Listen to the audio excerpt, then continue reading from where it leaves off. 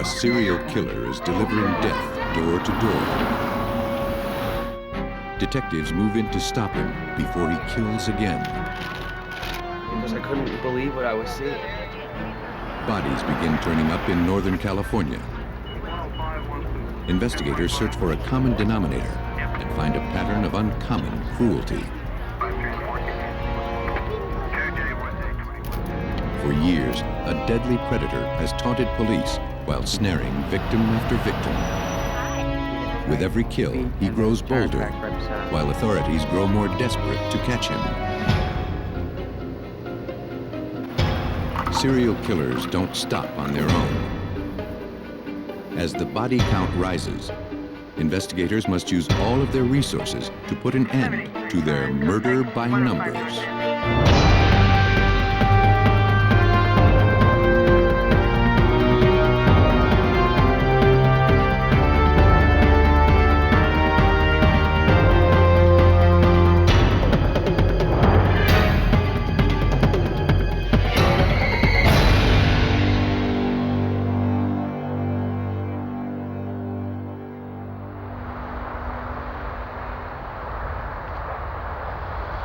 Some of the names in this episode have been changed. January 12, 1990 was another beautiful day in San Diego. But Chris Burns wasn't enjoying it. He was growing concerned over the whereabouts of his fiancée. When his roommates came home, Burns asked if they'd seen Tiffany Schultz, who also shared the apartment. No, I haven't seen her all day. Why? Because her car's downstairs. Her car was in the parking lot, but in the several hours that Burns had been home, she hadn't appeared. The other roommates hadn't seen her either. Then they opened the door to a nightmare. What's going on? Oh my God! Schultz lay dead, partially disrobed and covered in blood. You guys, call the cops! Get somebody here, all right? Burns stayed with her while his roommates called police. As detectives interviewed Burns and his roommates, San Diego homicide investigators inspected the crime scene. One of the first things they noticed was that the body was posed, with outstretched arms and legs. Bruises indicated that the victim had struggled fiercely for her life. She had been stabbed multiple times in the chest. There was no sign of sexual assault. The answering machine tape was taken to check for suspicious messages. As the technicians continued working, Chris Burns told detectives his story. And I put my hands up under her head like this to hold They her noticed head his so that I hands could- and pants were marked with blood. The situation gave Sergeant Ed Petrick of the San Diego Police Homicide Unit grave doubts about Burns. It seemed very odd to anybody that here would be a fellow that comes home, house is open, his girlfriend's nowhere around, but her keys are there, her car's there, her purse is there, but she's nowhere around. And there's a roommate's door to the bedroom that's closed, which is usually never closed, and he never bothers to knock or open it. Burns was taken to the police station for further questioning about his fiancée's murder. He admitted that he and Schultz were having problems. Let me tell you why I brought you in here. The grisly slaying came at a time when they were supposedly trying to salvage their relationship. Lately, they couldn't get along. Now, Schultz was dead, and Burns looked like the main suspect. The blood on his clothes told police all they needed to know. But Burns claimed that the stain on his shirt came from touching Schultz after he discovered her dead. He believed the blood on his pants was his own, from a recent accident on the construction site where he worked. The story seemed too contrived.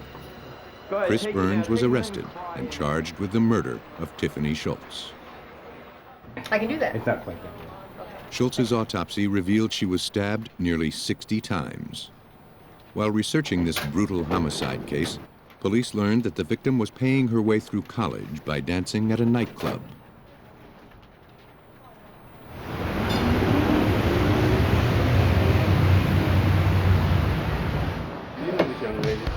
Oh, yeah. The manager confirmed that Schultz's relationship with Burns was tumultuous. She told police that he didn't want her working there. They often came to blows over it. Their last incident had been recent. Transcripts from the answering machine tape contained an apology from Burns for the hard time he gave his fiancée about her job. But police wondered if he'd lost his temper and his control one last time. Only careful forensic analysis of the evidence could determine if Schultz was the victim of Burns's rage. Burns's shirt and pants were sent to the lab to determine whose blood was on them. To better see the bloodstains, the jeans were turned inside out.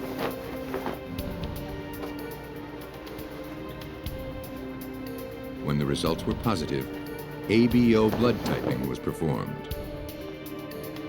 The blood on the shirt matched Schultz's AB blood type. But I'm sure we should. But the blood on the pants was type O, Burns's own type. Serologist Larry Turner of the Jackson Police Department Crime Lab performed the analysis. Based on what I found, I was able to determine that the story that Chris Burns had been telling, it was possible that it was true. The blood on his clothing matched him and not that of Tiffany Schultz, and on his t-shirt where he said he had been down to touch her and possibly gotten some of her blood on the t-shirt, that was correct as well. Burns's story, as odd as it seemed, might be true. Police had no other evidence with which to hold him. He was released, though still considered the prime suspect. But police would soon regret releasing him. On February 16, 1990, 1 month after Tiffany Schultz was found murdered, police got another call to the same apartment complex. Take a deep breath. Another Logan, victim and had try to been relax found, a little bit. brutally Hey, Jay. murdered. What do you have? We got this one in the kitchen. The partially nude body of Janine Weinhold, a student at San Diego State University, was discovered by her roommate. She had been stabbed several times. As in the Schultz case, the killer also posed this body with the legs outstretched. Police feared they were dealing with a serial killer. There just wasn't any question in our minds that it had to be the same suspect. Just the body position, the stab wound clusters in the chest, just looked like the same murder, basically, different room. This murder occurred only about 100 yards from the apartment where the first victim was killed. Blood-stained clothes were found on the floor by the bed. The killer left the murder weapon, a carving knife, in the sink. But he left something else even more important. Seminal fluid was found on the bedspread. It provided evidence that the victim had been raped. It also provided police with their best hope for learning the killer's identity. In the lab, Larry Turner tested the evidence. In the early 90s, DNA testing was beyond the scope of most labs. Turner would have to rely on the older and less precise blood typing tests. He found that all of the blood and bodily fluids tested positive for type O. What we're going to do is just... The blood evidence cast further suspicion on Chris Burns, the primary suspect, who had type O blood. Take some of the material. To be certain, Larry Turner analyzed the genetic markers within Burns's blood and in the fluid samples found at the murder scene. Genetic markers are inherited proteins that vary from individual to individual. While people may share some of the same ones, certain markers are more rare and can be used to make an ID. Genetic marker tests are dependable, but not nearly as precise as DNA. Turner found that the genetic markers of the suspect, Chris Burns, didn't match those taken from the second murder scene. That left investigators with 2 murders and no suspect. Investigating the murder that occurred in the apartment complex. They returned to the apartment complex and interviewed female residents to see if they'd seen anyone suspicious. Okay, now what part Police of the space feared were that you these in? 2 victims were just the beginning. When you came from the car? 3400 Claremont Drive, that's right. in the Detectives right created a list of over 1,000 suspects from the leads they gathered from the victims' friends and acquaintances. area. About a block away. There's a couple of burglaries. With 2 murders unsolved, the police were casting a wide net, trying to find their man before he killed again. Unfortunately, that didn't happen. On April 3rd, 1990, 2 months after the Weinhold murder, police received an urgent call. A woman had been found brutally stabbed. This is a house or an apartment, sir. Sir, you need to calm down for me if you can. Okay, where is the suspect at in this? A witness saw a man with a knife fleeing the scene, his face covered by a t-shirt. Can you tell me, did he have the knife with him?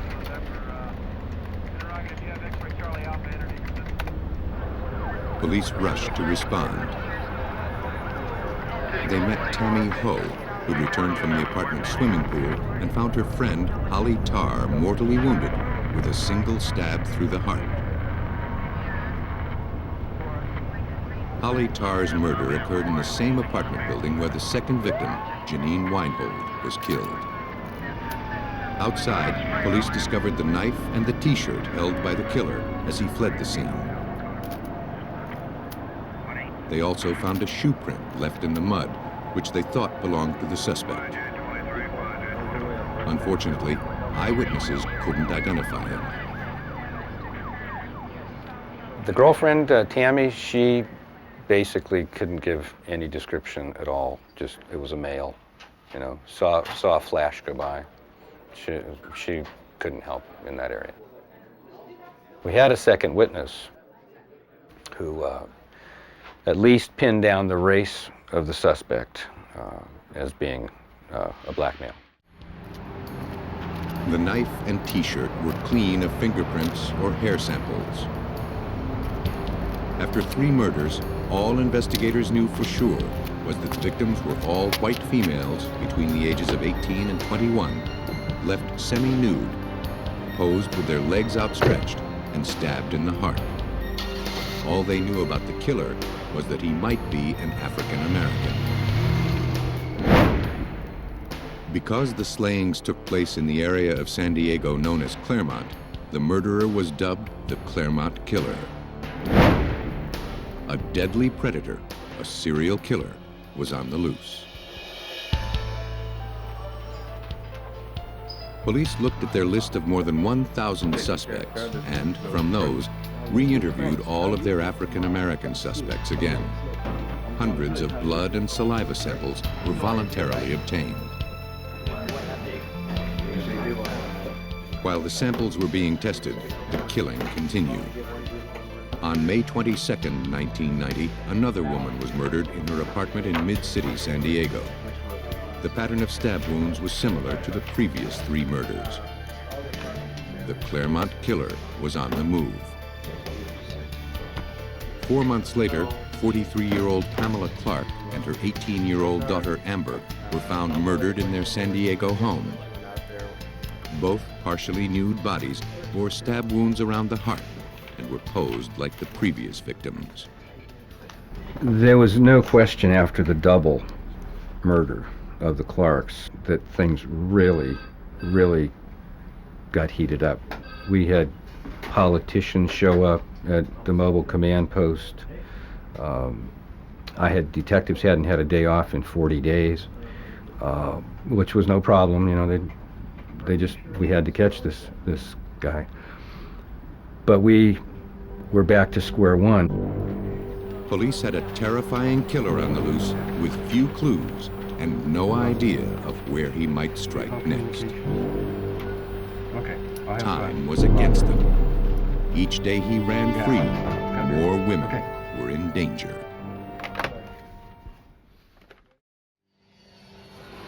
The Claremont killer laid low for 5 months, leaving San Diego investigators with nothing to go on. The trail heated up again on February 3rd, 1991, more than a year after he had made his first kill.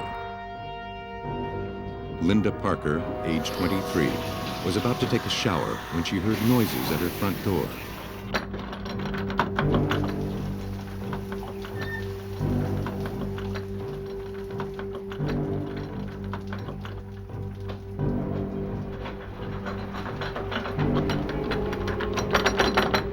She looked through the peephole and saw a man trying to slip the lock.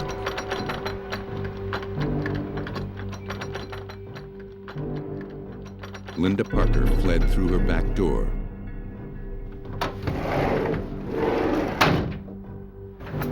She went to a neighbor's apartment, and together they confronted the would-be intruder, Hey, buddy, what are you doing? Oh, I was trying to get into my friend's apartment. who mumbled an excuse as he left. Wrong building. Parker's neighbor noted the make and model of the man's car.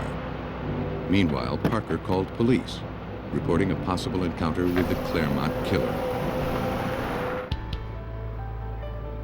Parker suspected the man at her door had stalked her from a nearby gym. A previous victim, Pamela Clark, had worked out at the same gym right before her murder. Perhaps this was the killer's current spot for scouting victims. Officers distributed flyers and asked people at the gym if they had seen the man or the vehicle that Parker described. The next day, they received a call. Someone had spotted the man on the flyers sitting in his car outside the gym. Police apprehended the suspect. His name was Cleophas Prince. Police had interviewed him months earlier. He had declined to provide a blood sample. Police needed a sample if they hoped to compare Prince's DNA to crime scene evidence. To win his consent, they didn't let on that he was a murder suspect. Keep it up on the table. They told him he was arrested for the attempted burglary of Linda Parker's home the prior day. Did you know these credit Investigators checked his credit cards. Matter of fact, Each had the marks of having been used to slip door locks. is bungered. Prince cooperated and provided a blood sample without detectives having to resort to a warrant. Hey, it can happen. Until the DNA Yeah, results you're sure came to get back, that done right now? police didn't have enough evidence to hold him. Yes, sir. That will Prince certainly was prove your released, innocence. but he was kept under close surveillance. The blood sample was rushed to testing. If successful, the DNA would provide more solid evidence than genetic markers would. The problem was that in the early 90s, the technology was new, and it could take a year before the results came back. With nothing to hold the suspect, he would be free to kill again. With time running against them, investigators relied on a less comprehensive but faster test that would compare similarities between the sample and the crime scene DNA. If similarities existed, investigators could assume they were on the right track. If the DNA bore no superficial resemblance, they had the wrong man. Within a month, the results came back. The test indicated a match. We just were, almost in tears. It was just unbelievable emotion involved in working with something and dealing with the families and all those crime scenes, and it was over. Prince was located and arrested. Police were now able to gather more evidence and buy more time to run complete DNA tests. In Prince's possession were 2 rings that belonged to one of the victims. Police also found shoes with soles that matched the print left at a murder scene. Hey, what's going on, bud? Though police would never know what triggered his homicidal rage, they had a good idea of how his crimes evolved. Having perfected his craft as a burglar, he expanded his repertoire to include assault, rape, and murder.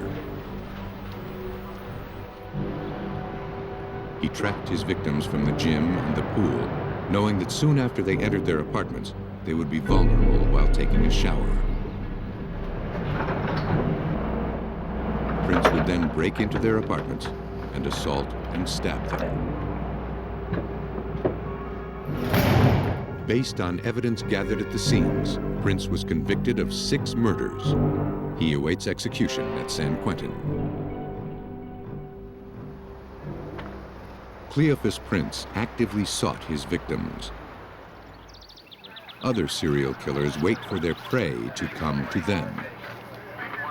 On May 3, 1983, in San Francisco, 2 55-gallon barrels were found in Golden Gate Park. Police had been called to the scene by 2 hikers who reported a foul odor coming from the barrels. Police suspected they might contain human remains. They were wrapped in plastic, their lids sealed with cement, but one was leaking. You get? They were taken to police headquarters where they were x-rayed before they were opened so as not to disturb any evidence inside. The x-rays were sent to Dr. Boyd Stevens, chief medical examiner for the city and county of San Francisco. One of the barrels had 2 bodies in it, and that was evident by 2 complete skeletons, including skulls and spinal columns, etc. One of the barrels had 1 body in it. We couldn't tell the sex at that time, but we could see that there were dental fillings, metal material consistent with bullet fragments or jackets, as well as identifying personal items like rings or earrings and so forth. Now that they knew human remains were inside the barrels, investigators had to determine how they got there. Technicians took their time looking for any clues the killer might have left. Kenneth Moses, an inspector at the San Francisco Crime Lab, began by examining the exterior of the barrels. He hoped he could find some sort of print on the packaging or the tape. But getting clean fingerprints off tape can be tricky. More oil. Powder won't work because it sticks to everything. And most fingerprint chemicals dissolve the adhesive, destroying the print. Moses tried an experiment. By combining a dark blue dye, an antibiotic, and water, he concocted a dye called crystal violet. He hoped that when the tape was dipped into the solution, the antibiotic would stick to the protein left on a fingerprint, staining it purple. After 14 hours of labor, slowly processing each strip of tape as it came off, we finally got down around 15 or 20 layers of tape to the last layer. Now, no prints were on any of those hundreds of yards of tape. Finally, we peel off the last piece of tape, put it into the crystal violet, and poof, up comes this beautiful fingerprint.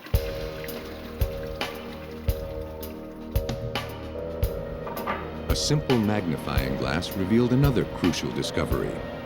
Presumably, the killer left a clear fingerprint behind in the fresh cement as he sealed one of the barrels.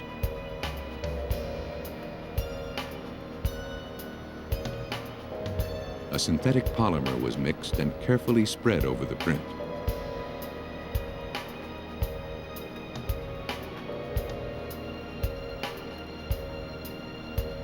When it dried, it formed a near-perfect cast, which was then used to make a record of the print on paper.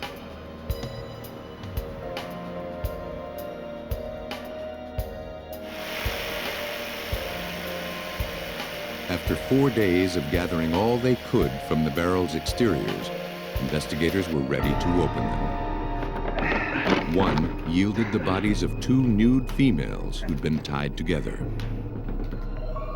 The women were later identified through their fingerprints as Glenda Wheatley and Paula Rodriguez, 2 prostitutes. Rodriguez worked for Thomas Michaels, identified as the clothed male victim in the other barrel. Each had been shot in the head. The victims had been ID'd, but the identity of their killer remained a mystery. Police spoke with friends of the victims, but none could shed any light on who could have done this. Investigators also ran the prints, but came up with no matches. 3 months after the barrels were found, a man driving on a rural road in California's San Mateo County, just outside of San Francisco, made a similarly gruesome discovery.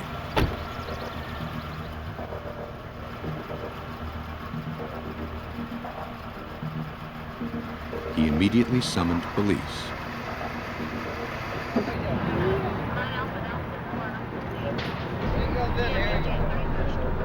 He led them to a bound female body with what looked like a bullet wound to the head.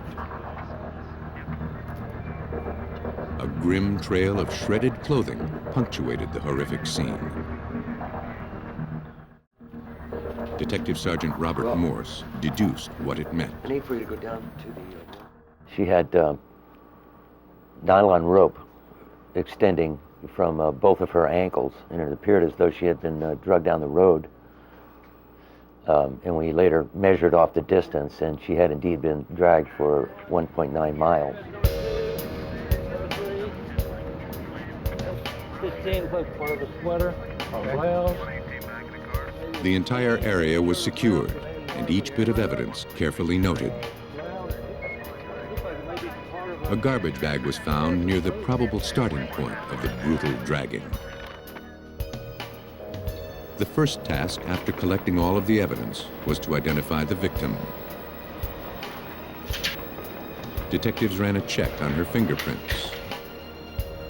She was identified as Marcia Geary, a prostitute from Oakland, California. Now, police knew her name. The next question was, how did she die? The autopsy revealed that she had been shot in the back of the head. The trajectory going downward, approximately 45 degrees.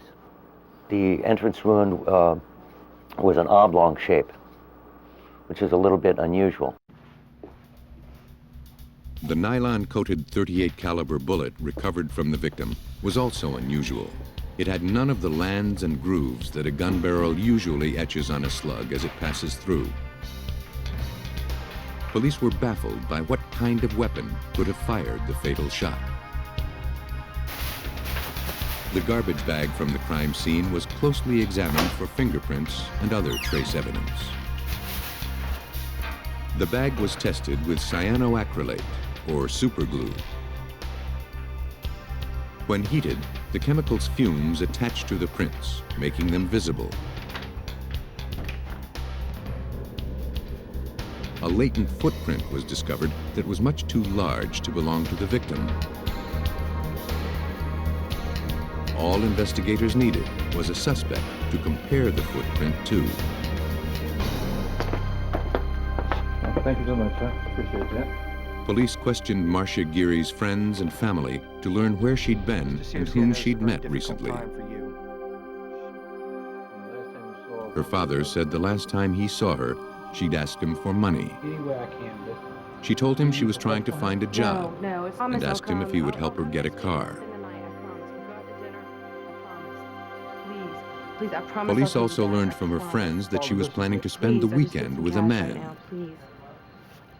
Thank you. Thank you. For now, his identity remained a mystery. Okay.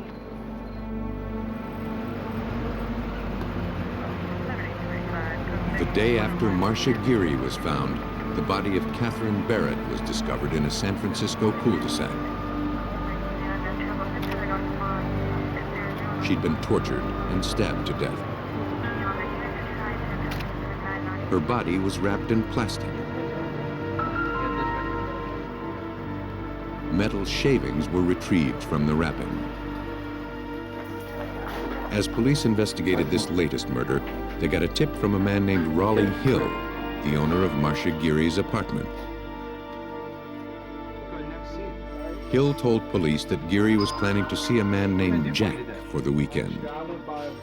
Hill didn't know Jack's last name, but he knew he lived in a warehouse. What'd she tell you about Jack? Just that she was going to see him. Hill said that on 2 occasions, he'd dropped Geary off there for dates. I know where Hill it's gave at, 'cause police I've the dropped there a address. couple times. It was 20 miles from where Geary's You'd be body able to was show us where found. Jack lives then. Yeah, I could do Okay. Get there and where it is. All right, take your team members. The warehouse served as the offices of Anthony Electric, Anybody that an leaves their electrical stuff- contracting business owned by a former police officer We're out of named the warehouse. Anthony You know John where it is. Sully, Okay. We've explained that to you already. So here's how you better do it. known as Jack. Okay, do you have any other questions about it? No. Okay. Investigators also learned that friends of Catherine Barrett, the most recent victim, told them the day before her body was found that she was going to Anthony Electric.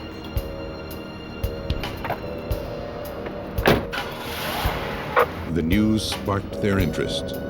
The information gave them enough for a search warrant for the warehouse. They were about to learn the shocking truth about Jack Sully. A homicide investigation led to an electrical contractor's warehouse, where 2 murdered prostitutes were last reported to have been going. Fort George William Sam 451.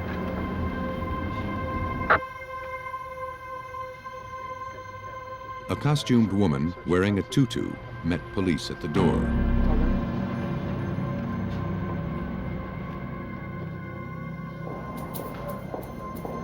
She led them to a small apartment in the rear of the warehouse.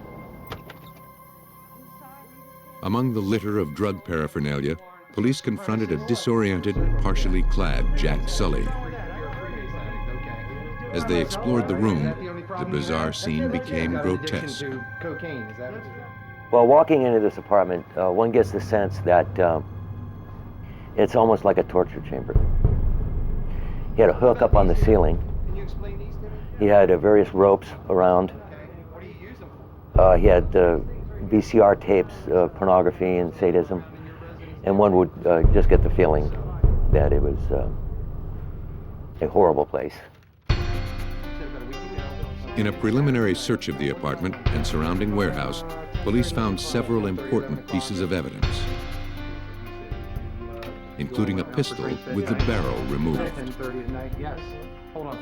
It contained nylon-covered bullets, just like the one that killed Marcia Geary. Sheriff, you need to place this man under arrest. A gun without a barrel might explain the odd oblong shape of the victim's wound, since a bullet shot from it would tend to be unstable and tumble instead of going straight. Jack Sully was arrested and charged with the murder of Marcia Geary. Sheriff, go ahead and bring him this way. The warehouse was now a crime scene and subject to a full-blown forensics investigation. We photographed virtually every inch of it. We covered every inch of it. And we're happy that we did because we gained a lot of evidence out of it. Finding anything in here at all? Got a couple seconds. Among their finds were metal shavings and nylon rope, like those found at the crime scenes. Investigators also found blood, lots of it. The warehouse seemed to be a grim chamber of horrors, an inner sanctum for unspeakable acts of torture and cruelty. With Jack Sully behind bars, police began to ask his acquaintances what they knew about him. They learned he'd bragged about killing 3 people, putting them in barrels, and dumping them in Golden Gate Park.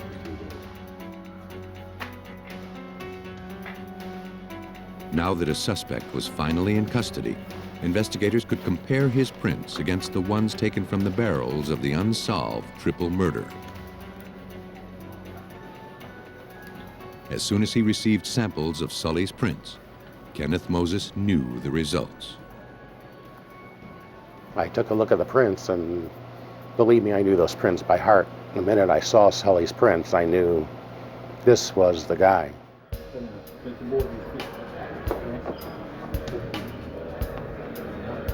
Sully was charged with the murders of the victims found in Golden Gate Park. Police also obtained his footprints. They compared them to the print lifted from the garbage bag found where Marcia Geary's body had been dragged. The prints matched. In the end, an insurmountable stack of forensics evidence was brought against Jack Sully. Metal shavings found in his warehouse matched shavings found on his second victim's body. The plastic sheeting found around the body of the man sealed in one of the 55-gallon barrels matched sheeting found in Jack Sully's truck. From the investigation, Sully's pattern of violence became clear. Under the influence of freebased cocaine, he would pick up prostitutes. When they arrived at his warehouse, he would subject them to prolonged periods of bondage, beatings, and sexual abuse, and ultimately, he murdered them. Forensics linked him to 5 victims, but other evidence proved he had killed 6. On June 3, 1986, Anthony John Sully was convicted of 6 counts of murder and sentenced to death in California. Serial killers follow no apparent rules except one: to blend in with everyone else. On June 28, 1989, in Riverside, California, 2 construction workers stopped on the side of the road to eat their lunch. But then they noticed the body of a woman lying at the bottom of an embankment. Officers and forensic technicians from Riverside County Sheriff's Office responded to their call. The victim was dressed in shorts and a man's Western-style shirt. A towel covered her body. She had no identification. The autopsy revealed the woman was strangled to death. A search of the fingerprints file identified her as Tara Biggs, a 28-year-old prostitute. Evidence collected from the crime scene was sent to the California Department of Justice Crime Lab. Investigators found little more than a few assorted fibers. Whoever killed this woman didn't leave much evidence behind. On December 13, 1989, in Riverside, California, another female victim, Pamela Martin, was discovered on a rural road. She appeared to have been killed elsewhere, redressed, and abandoned there. Like the woman found 6 months earlier, she too was a prostitute. There were other similarities. Police found fibers similar to those found on the first victim. They also found tire tracks. Photographs were taken for examination in the lab. The photographs were blown up to actual size. The tread pattern and wear marks would be unique to the killer's vehicle. Criminalists identified 2 different brands of tires. They determined the killer probably drove a truck or a van with an alignment problem, causing the front tires to wear more quickly than the rear. The similarities between the crime scenes linked the 2 murders to a single killer, and he wasn't finished yet. In the 16 months following the discovery of the first victim, 6 more prostitutes were found murdered in and around Riverside. The information on the tires proved invaluable, according to Steve Sikowski of the California Department of Justice Crime Lab. As subsequent victims were found, we were armed with the information of what kind of tire track we would be looking for, and that would be one of the first things we could see whether or not, in fact, this is another one of the series that was developing. When area police departments met to compare forensic evidence, they realized that along with the tire tracks, the hair and fiber evidence was consistent. Gray and red fibers, gold threads, and bits of rope were found on most of the bodies. These fibers lifted from the victims literally tied the murders together. We were able to determine that, in fact, it looked like we had the same suspect environment from one victim to the next. And really what that meant to the investigation was it looked like we did in fact have a serial killer. With each new murder, the killer grew bolder and more sadistic. Police found the body of another prostitute, Laura Mills, in a grove of trees, stabbed and strangled. I don't know. A peeled and partially eaten grapefruit lay nearby. This odd detail gave police an idea of the kind of monster they were dealing with, according to senior investigator Bob Creed. To where he could just have murdered this person, strangled this person, stabbed this person, and then stood over her and ate a grapefruit. We felt that this told us something about the emotional makeup of this person that we were looking for. Police seemed no closer to finding him. By 1991, 10 prostitutes had been murdered, and several had been redressed and left in rural areas. The only clues to the killer's identity were the fibers, hairs, and tire tracks that he left behind. But without suspects, this evidence amounted to nothing. Since the victims were prostitutes and drug users, police questioned women working the red light districts of Riverside and Elsinore. Men known to frequent these areas were investigated as potential suspects. One woman provided a description of a man who had roughed her up.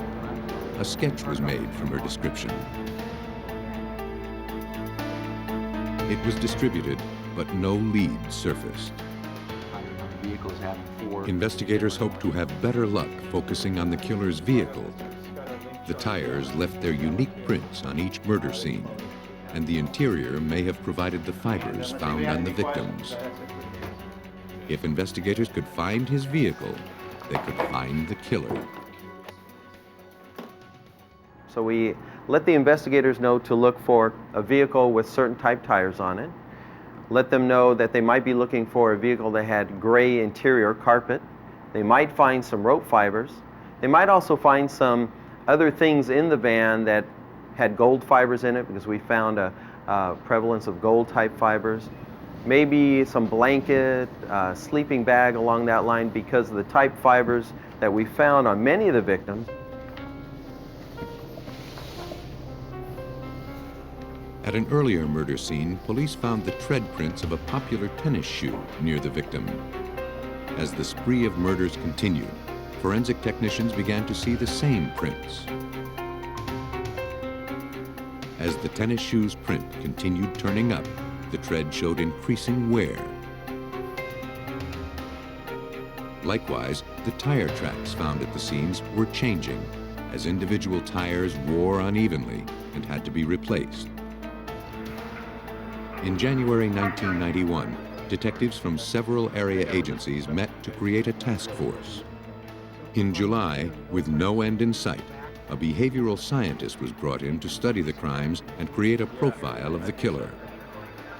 Since serial killers rarely kill outside of their race, the profile described a white male between the ages of 35 and 40. The police profile and other news of the serial killings filled the newspapers. It appeared that the suspect himself was following the report, as the next victim was Tracy O'Donnell, who'd been stabbed, strangled, posed, and mutilated. Though she shared these similarities with most of the other victims, one thing made her unique. She was African American. That he read in the paper that the serial killer stays within their own race, and yet he went out and found this black prostitute and killed her. It seemed like he did that just to show us that we were wrong, and that perhaps maybe he selects his victims, that he's in control here. The murderer was maintaining his anonymity, and he was becoming more defiant.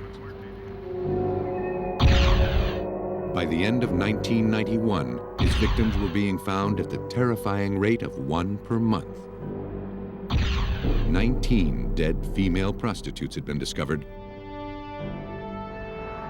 and there would undoubtedly be more. Investigators in Riverside, California, on the trail of a brutal serial killer, finally got a break on January 9th, 1992. An officer patrolling the red light district of Elsinore saw a man speaking to a prostitute from his van.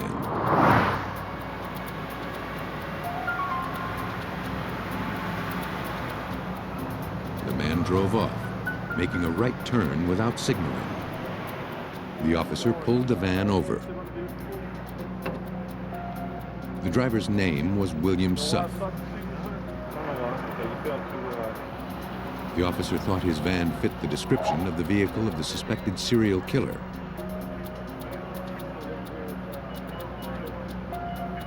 He noticed the tires were mismatched, and each showed a different wear pattern.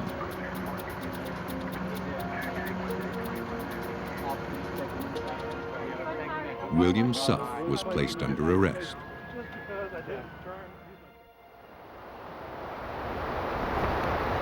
His van was impounded at the police station and given a thorough inspection. Police found a gold pillow and a sleeping bag.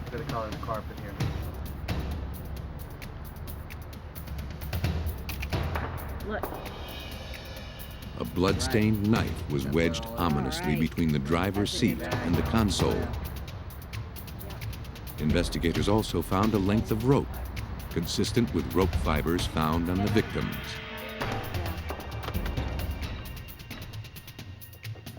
While the knife and other evidence from the van went to the lab, investigators obtained a warrant to search Suff's home. There, they found a worn pair of sneakers that matched prints found near several of the earlier victims. Officers also found Western-style shirts, like the one that had been found on the first victim, and a stack of vehicle maintenance receipts. Back at the lab, DNA tests were performed on the knife found in Suff's van. The results matched the blood of the last victim.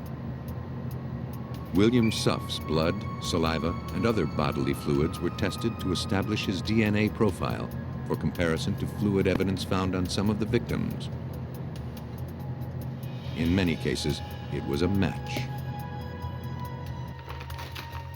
Fiber from the gold pillow and sleeping bag, along with samples of Suff's hair, also matched evidence found at the crime scenes. Tire marks from Suff's van were consistent with imprints photographed at several locations. The vehicle maintenance records were also helpful in establishing when Suff had his tires rotated or changed.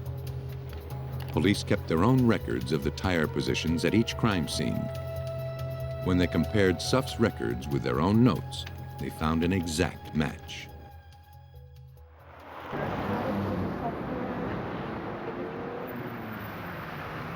Police were able to surmise William Suff's homicidal pattern. He would cruise the red light districts. Hi. I'm fine. How are you? Doing good. Good. You looking for a date? When he chose a prostitute, he would invite her into his van and drive to a secluded place.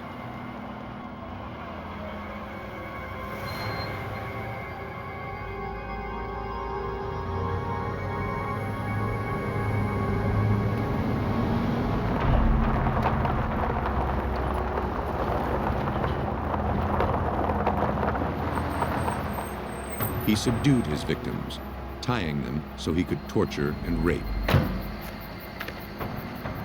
Then he killed them, either by stabbing or strangulation. Occasionally, he dressed the victims in articles of his own clothing so he could move them without getting blood in his van.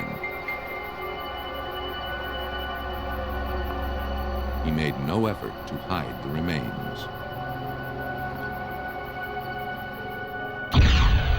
On July 19, 1995, William Suff was convicted of multiple murders.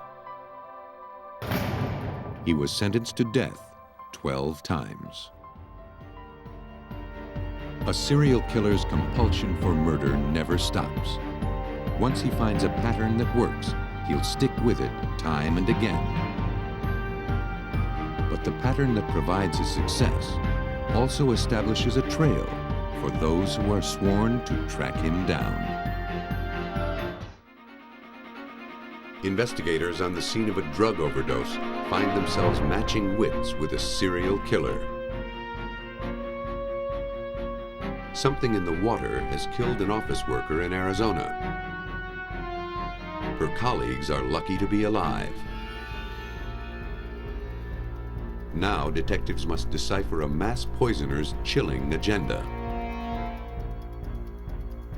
When a healthy woman is found dead in her bath, investigators know she didn't drown on her own. Chemistry confirms there's more here than meets the eye. But can it lead them to the killer? Our material world is built on just 113 kinds of atoms. Their combinations can produce a world of good, but in the wrong hands, they're just bad medicine.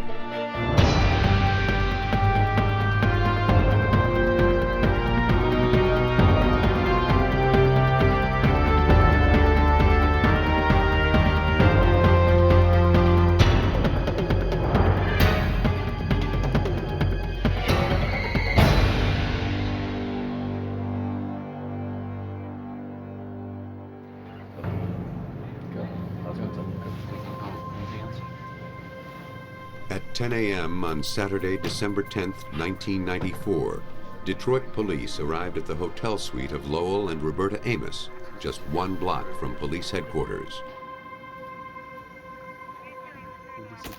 Lowell had reported that his wife had overdosed on cocaine and was dead.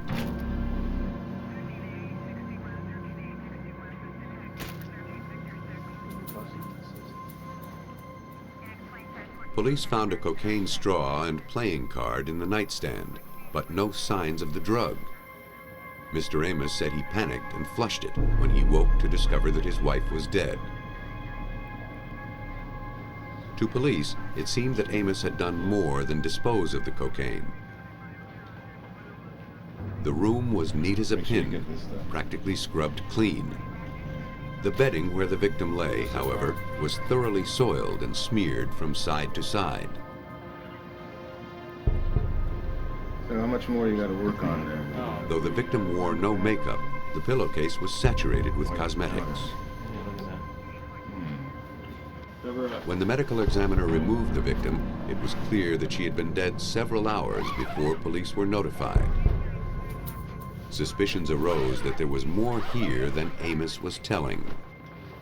Homicide was called in, and Lowell Edward Amos gave police his account of what happened that night.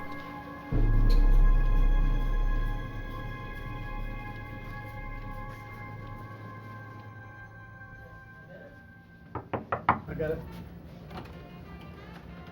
Roberta Amos was last seen with her husband in the hotel suite of his business partner, Norbert Crabtree, and his girlfriend, Darcy Smith. Fine, thank you. The event was the company Christmas party, and executives were given suites at the hotel so they wouldn't have to drive afterward.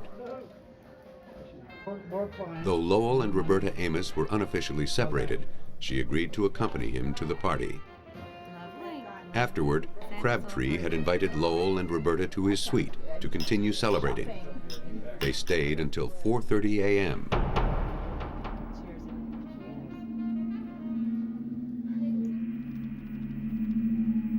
Lowell told police that after they returned to their suite, they made love and started doing cocaine. Lowell fell asleep while Roberta continued using the drug.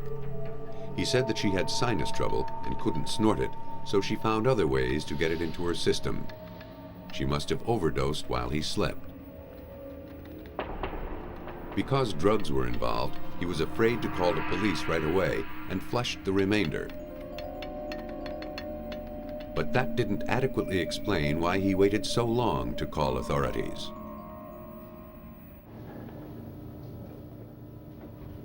Swabs taken from the victim's vaginal area tested positive for traces of cocaine. Other than that, There were no other external signs of the drug. That was strange. Internally, she had 14 times more cocaine than is normally seen in an overdose. She died before half of it was broken down. In cocaine poisoning, death is preceded by violent convulsions. Forensic chemist Phyllis Good believed that Amos could not have shared the victim's bed and slept through that. In fact, he probably couldn't have fallen asleep at all. Well, cocaine is a central nervous system stimulant and has the effect of keeping a person awake and full of energy. It's not the usual case that a person would go to sleep right after they've used cocaine. Get this sheet off of here, that should be the last thing we need. Lowell Amos did his best to clean up the scene, but his story of his wife's death just wasn't washing. Now, investigators had to prove that he killed her. At the Michigan State Police Crime Lab, Phyllis Good examined the bedsheet to determine what caused the stains. Nothing in Lowell Amos's scenario could have accounted for their condition. Because the victim's body was so clean, they suspected that Lowell had washed it before he called police. Investigators hoped some evidence remained in the linens. The sheet was treated with chemicals to more clearly reveal the stains. Portions were cut out and labeled. Because the stains occurred on virtually all portions of the sheet, Good took samples from all areas. The same process was repeated with the pillowcase to see if anything besides makeup could be identified. The pattern of the smudges suggested that the pillow wasn't simply wiped across the victim's face. What appeared to be lipstick, or characterized as lipstick, is that there is an imprint on the pillowcase of what had appeared to be imprint of teeth marks. And they are located in this area under the blue spot. The blue coloration is from laboratory testing. People at the Christmas party told police that they had seen the victim wearing makeup. When her body was found, she had none, but the pillow revealed she went to bed wearing it. Apparently, she had bitten hard on the pillow, or the pillow had been pushed hard into her face before she died. Now, once we do A bruise on her nose suggested that it was pressed with tremendous force. The samples from the pillowcase and sheet were sent to the State Police Crime Lab for analysis. Investigators awaited the results. Meanwhile, police interviewed Norbert Crabtree and a business associate. He admitted that on the day of the death, Lowell Amos had phoned his room at 8:30 a.m. saying he needed help. He wasn't specific. Crabtree, who was awakened by the call, didn't arrive until 9:30 with another business associate. Lowell told them that Roberta was dead and gave them a bag to hold for him.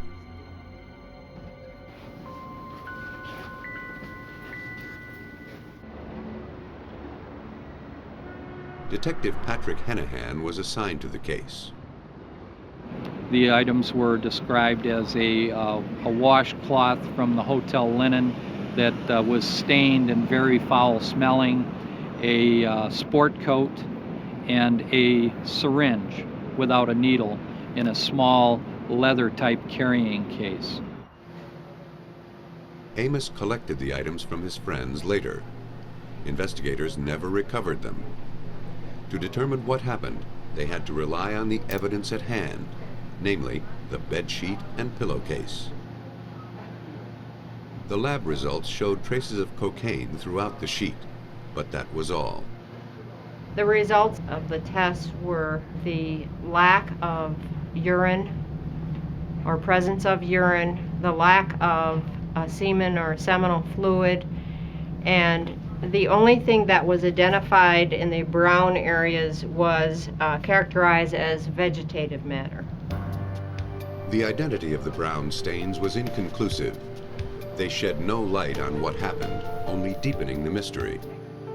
The fact that the cocaine was also smeared around the sheet and tucked under the sides merely told investigators what they already knew, that Lowell Amos had manipulated the scene, either out of fear of being blamed for contributing to his wife's death, or to hide the evidence that proved he murdered her. As investigators mulled over which it could be, Lowell Amos's past began to catch up with him. It seemed that Amos may have been a real lady killer.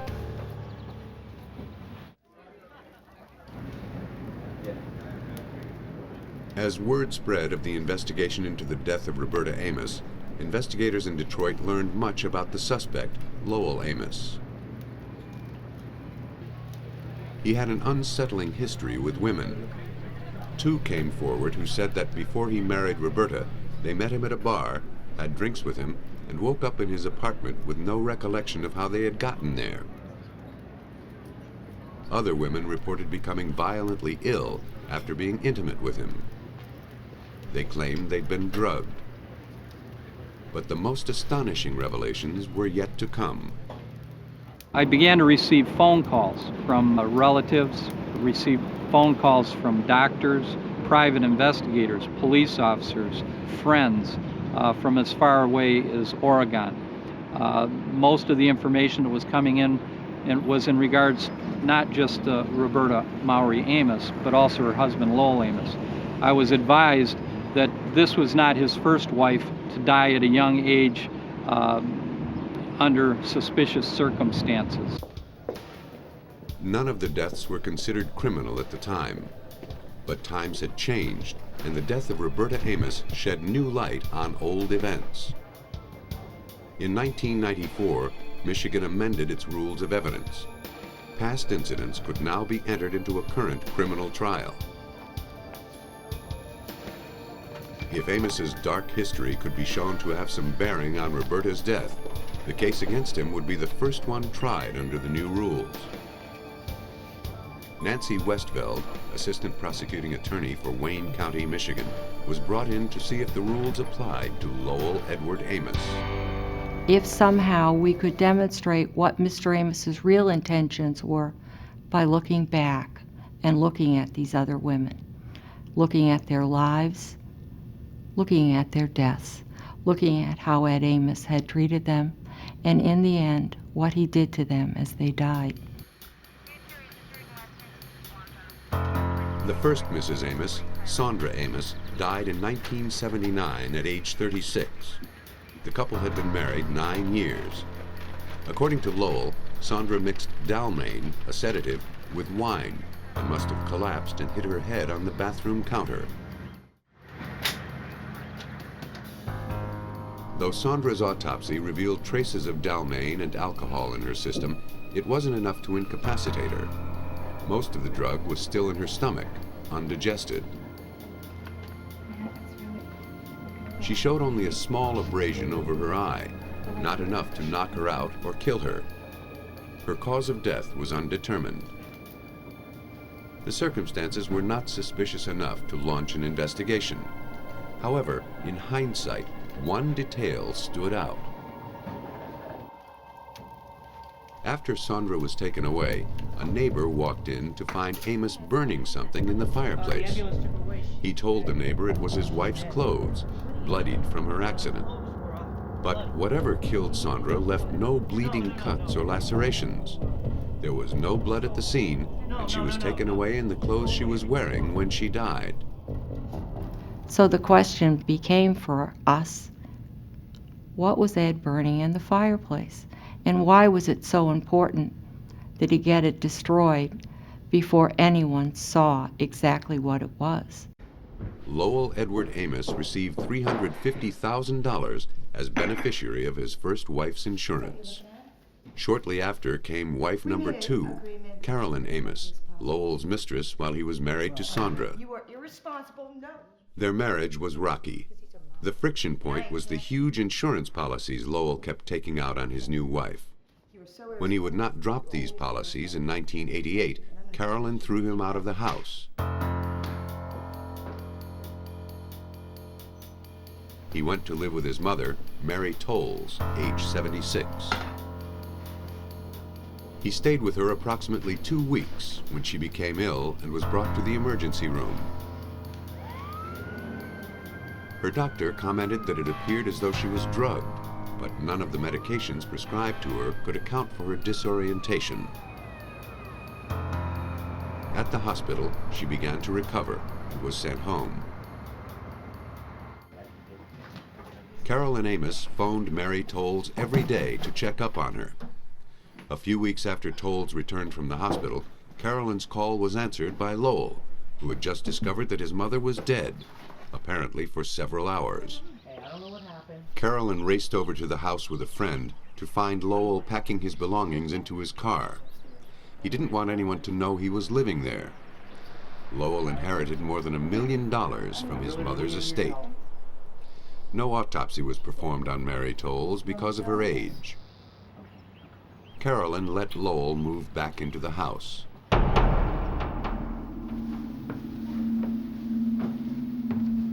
Nine months later, in the spring of 1989, Carolyn, too, was dead.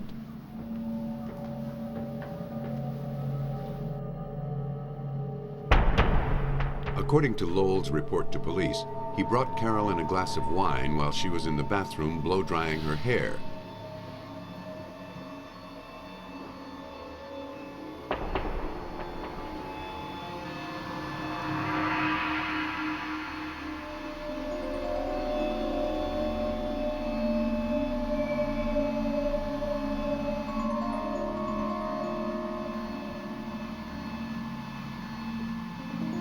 When he went to check on her later, he found her dead on the bathroom floor, eerily like his first wife. It took a while for medical assistants to arrive at their secluded house. By then, it was too late to revive her. Amos suggested that she may have been electrocuted from the blow dryer. An examination of the cord showed that it had been cut, but Carolyn wasn't electrocuted. Her cause of death was never determined. Though the case was never pursued, the medical crew found inconsistencies at the scene. The wine glass was missing, found later rinsed and in the dishwasher, and the position of the victim's body suggested that she had been moved. Her pajama top and her pajama pants were up at the ends, both at the bottoms of her feet as well as at her waist, hitched up, as it were, as if she had been moved. Certainly not in a position they would have been if she had crumpled to the floor. Lowell received $800,000 from his second wife's insurance policies. For investigators, Lowell Amos was the kiss of death to the women he purportedly loved. Detective Hennehan believed it had to be more than coincidence. I have had 3 close relatives of mine that have died. I've never been within 500 miles of any one of them when they died. Lowell Amos was in the company of all 4 of these persons when they died. He benefited emotionally and financially from their deaths. Like the other deaths, Roberta Amos lay dead for some time before authorities were notified. Ed wanted to make sure that each of these women was beyond help. He wanted to make sure none could be resuscitated, none could be medically brought back to life, because he wanted all of these women dead. Though Roberta Amos's marriage was failing, she enjoyed a measure of professional success. Shortly before her death, she had purchased a house with her own money. Her plan was to legally end her marriage to Lowell and make a fresh start. Though Lowell Edward Amos had no financial stake in her death, investigators believed that he couldn't stand the idea that she had rejected him.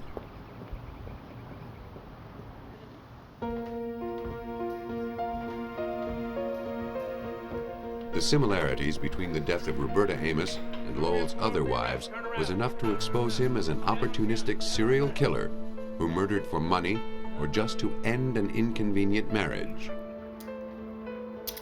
Based on the collected evidence, and the ghosts from his past, authorities had what they needed to arrest him for the murder of his third wife, Roberta Amos.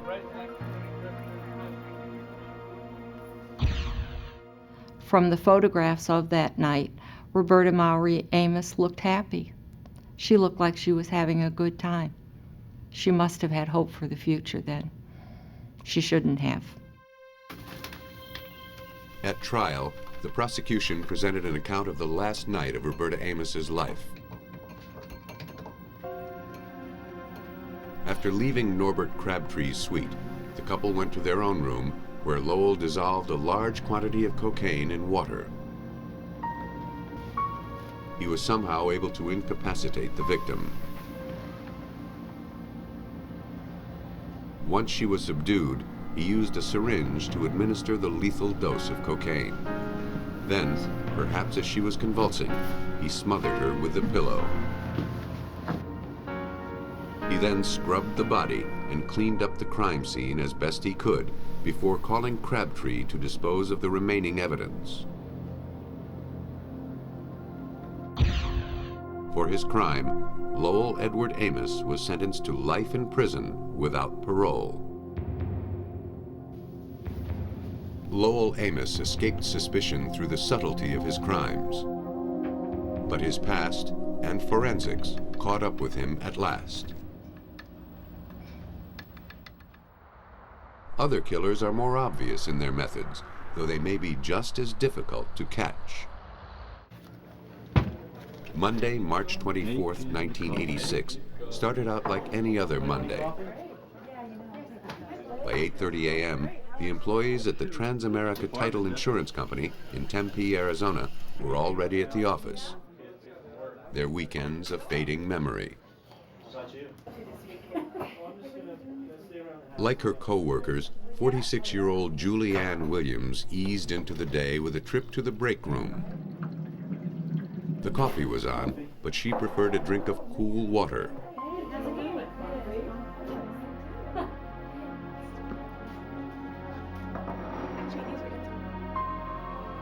Just one sip told her something wasn't right.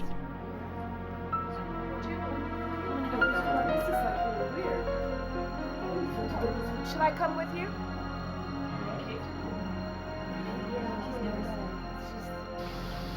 She immediately didn't feel well and headed to the ladies' room. She didn't know it, but she was beyond help.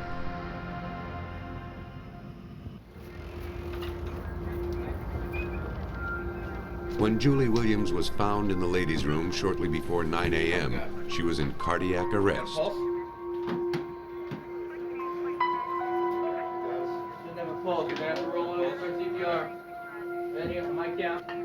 By the time paramedics arrived, she had slipped into a coma. They rushed her to the hospital. Something was in the water. While the co-workers discussed what had happened, one of them, Diane Harry, was on the phone to her husband. She was more concerned than the rest because something similar happened to her just a few days before. By the time police arrived to investigate, Diane Harry's husband, Lewis Harry, was already there, looking for what might have poisoned the water. Okay, fine. You take care, okay? But it wasn't just the cooler that was tainted. Tempe Police Sergeant Mike Palmer led the investigation. I detected an odor within the room. Upon examining almost every cup or container of any type and the coffee pot that was in there, I could see that there was some type of substance in almost all of them. At that point, we decided that someone had purposely placed whatever this material was in these containers in order to injure people. The office workers were lucky that no one else was hurt. But Julie Williams, after lingering in a coma, was not so fortunate. Whoever spread poison in the break room was now a murderer. Samples of the unknown poison were taken for identification. Police dusted for fingerprints, but no suspicious ones turned up. we're only going to have it for a short while. If you wouldn't mind turning The police interviewed the office workers. Diane Harry told detectives that on the previous Friday, she became ill after taking a sip of scotch at home. That Saturday, a cup of tea affected her the same way. She remained ill the entire weekend. She barely could get out of bed. And she told me that the smell of the substance that she had inside her house in Phoenix was pretty much the same as the smell that was in the substance that was in the break room. Questions as far as what happened with her. She was concerned that she was the poisoner's target, which is why she called her husband to the office when Julianne Williams became ill. I'm sorry. Sir? Police talked to Louis Harry. He too was worried that someone was trying to poison Diane Harry. He said he'd been receiving threatening letters from the abusive boyfriend of a woman he'd helped. Perhaps this was his revenge. Louis was sent home to collect the letters, along with the scotch bottle and tea kettle, so they could be analyzed. We'll certainly let you know. Meantime, police collected the security cards that every employee needed to enter the building. Investigators suspected that whoever planted the poison did it sometime during the weekend. A check with the security company showed that only one security card had been used that weekend, at 10:18 on Saturday morning. It belonged to Diane Harry. When I confronted Mrs. Harry about her card being the only one used during the weekend, she denied having used it. The only thing she could tell me was that she did not know where it was at, other than the fact it should have been in her purse, because that's where she'd placed it the last time she'd used it. Ms. Harry, I just have a couple of questions. The card was in fact in her purse Monday morning when she went to work. She insisted she'd been bedridden all weekend and never left the house. It says that you checked into your office. So far, all the evidence pointed to Diane Harry. But was she the prime suspect or the intended victim? It was too soon to tell. While detectives were trying to identify the criminal, scientists were trying to name their poison. Samples from the office water cooler, coffee creamer, and sugar bowl, along with the tea kettle and scotch bottle from the Harry's house, were brought to the Arizona Department of Public Safety Crime Lab, where they were analyzed by Supervisor Jim Timmons. He knew that the poison was a fast-acting white powder. That helped him narrow down his tests. I really came up with a pretty short list of poisons that could have resulted in the information that I had heard about the case. And the short list was arsenic, strychnine, or cyanide. Investigators applied a series of tests to the compound to narrow the list even further and to check and double-check his results. An ultraviolet light was shown through a solution of the unknown substance and measured on an apparatus called a spectrophotometer. Strychnine, which absorbs UV light, would give a reading. Arsenic and cyanide, which reflect UV, wouldn't register. The unknown substance gave a reading on the spectrophotometer, proving it wasn't strychnine. They then performed a test for arsenic.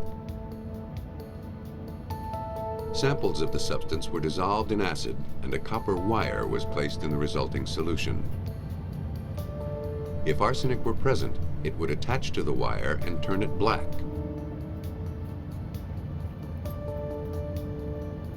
No arsenic was present. The unknown poison in the office and in the Harry's home was most likely cyanide.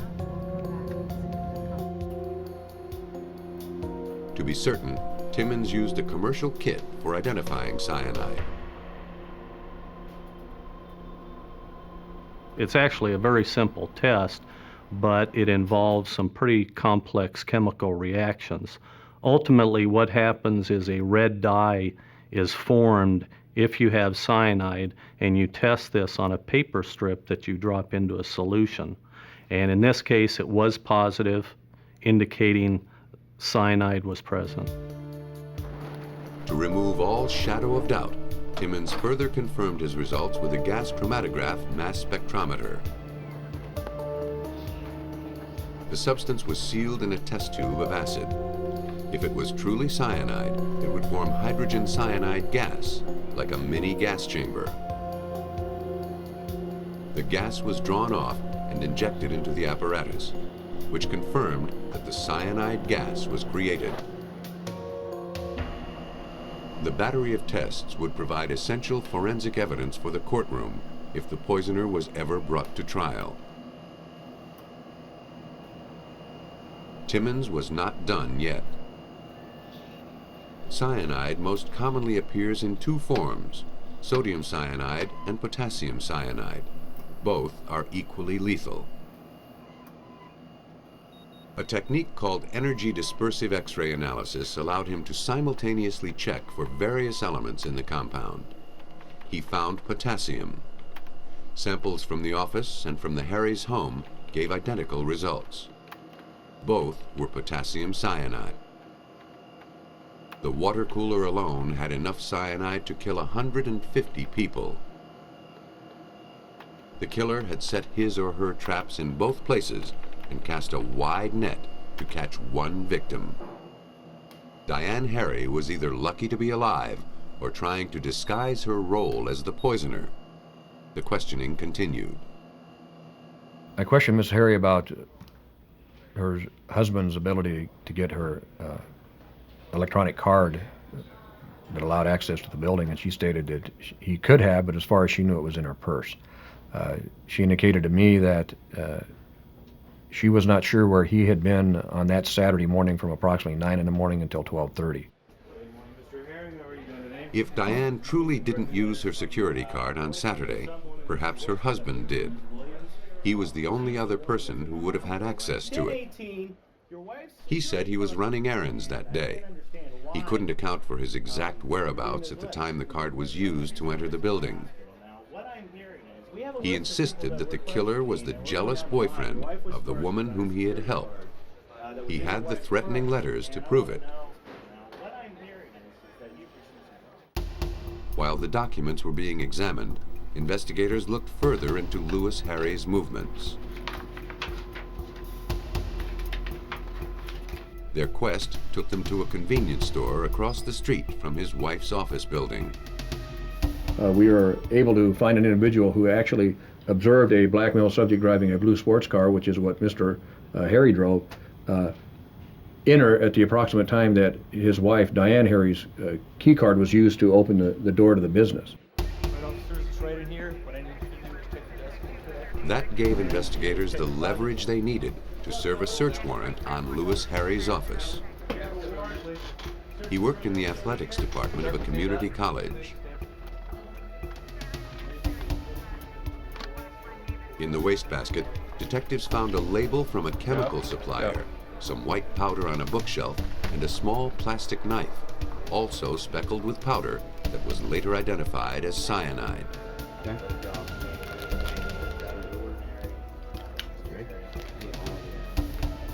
The cyanide found in his office didn't prove he put it there. A defense lawyer could argue that whoever tried to poison his wife also left cyanide at Lewis's office.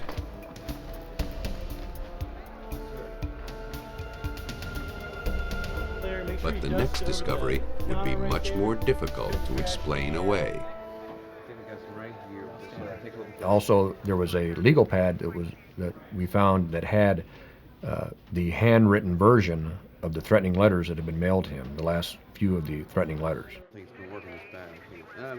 The pad and a box of envelopes were brought to the Department of Public Safety, where they were analyzed by forensic document examiner Bill Flynn. In many ways, handwriting is even more individualistic or individualizing than DNA for this reason. There are groups of people in society like monozygotal twins or identical twins who do in fact have identical DNA characteristics. However, in forensic handwriting identification, we've never found any two people that have exactly identical handwriting characteristics. The handwriting on the letters was compared to samples of Lewis Harry's writing taken from business forms at his office and at the Department of Motor Vehicles. Flynn was able to say that Harry had actually written the drafts of the two threatening letters he claimed were sent to him. After he perfected his wording longhand, he typed the letters and mailed them. An analysis of the envelopes proved it. The letters that Harry presented to police were sent in slightly defective envelopes. The unused envelopes in the box confiscated at Harry's office bore similar flaws. Flynn exploited that weakness to strengthen his case. A defect of the type that we had seen in that envelope was actually rare. The reason it was rare is that it would be severe enough to shut down the line. They would actually have to clear the envelope-making line and restart it in order to clear that type of error. For Lewis Harry, the defective envelopes were especially incriminating. But they didn't seal his fate. Forensics had proved only that he'd sent himself the threatening letters. Now it had to prove he'd carried out his poisoned promises. To tie Lewis Harry to the poisoning of his wife's office, detectives needed to prove that he'd purchased the cyanide. They went to the chemical company listed on the label found in his office and obtained their sales records. The clerk recalled selling potassium cyanide to an African-American male. On the receipt, the name was Charles Holly. An African-American man named Charles Holly was contacted. He told police he'd never purchased cyanide.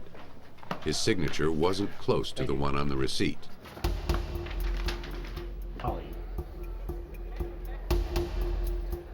Lewis Harry was asked to give a handwriting sample. We asked Lewis Harry to write the name Charles Holly. He did do that. And from the earlier writings that I had in my office, and now with the new exemplars, I was able to identify Lewis Harry as actually writing the name. That was all detectives needed to make their case against Lewis Harry.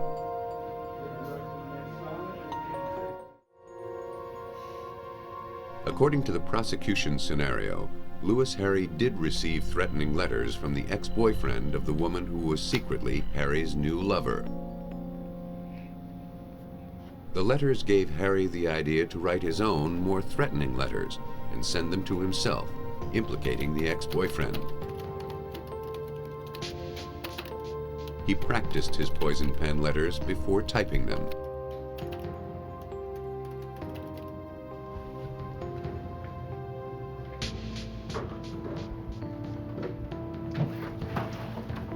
When his attempts to poison Diane Harry at home didn't work, he secretly borrowed her security card, sneaked into her office, and poisoned everything he could find in the break room.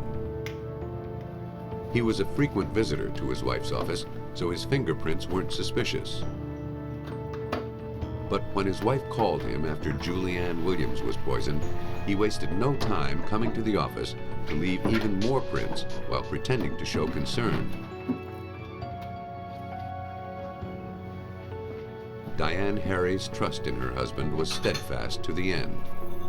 Throughout the investigation, she refused to believe that he could be the poisoner.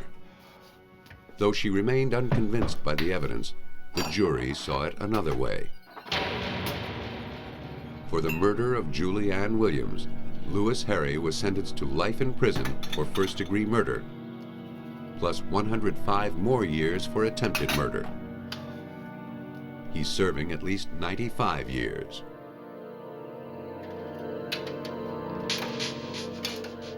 Even after Lewis Harry's conviction, Diane Harry swore that he was a victim of circumstance. Her feelings changed a year later when her brother uncovered the box of cyanide hidden in the Harry's attic. For every criminal who thinks he's committed the perfect murder, there's a team of dedicated investigators out to prove him wrong.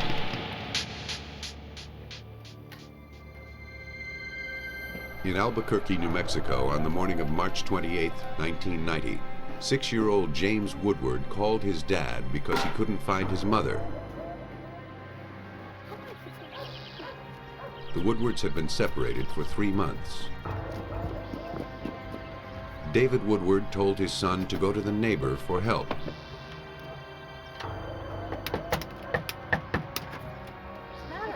The boy told the neighbor that he thought his mother was locked in the bathroom, but he couldn't hear any sounds inside. She followed James to the bathroom. She's in here, she's in here. Go call 911, quick. She jimmied the lock and found 30-year-old Deborah Woodward submerged in the tub. An odor like solvent hung in the air.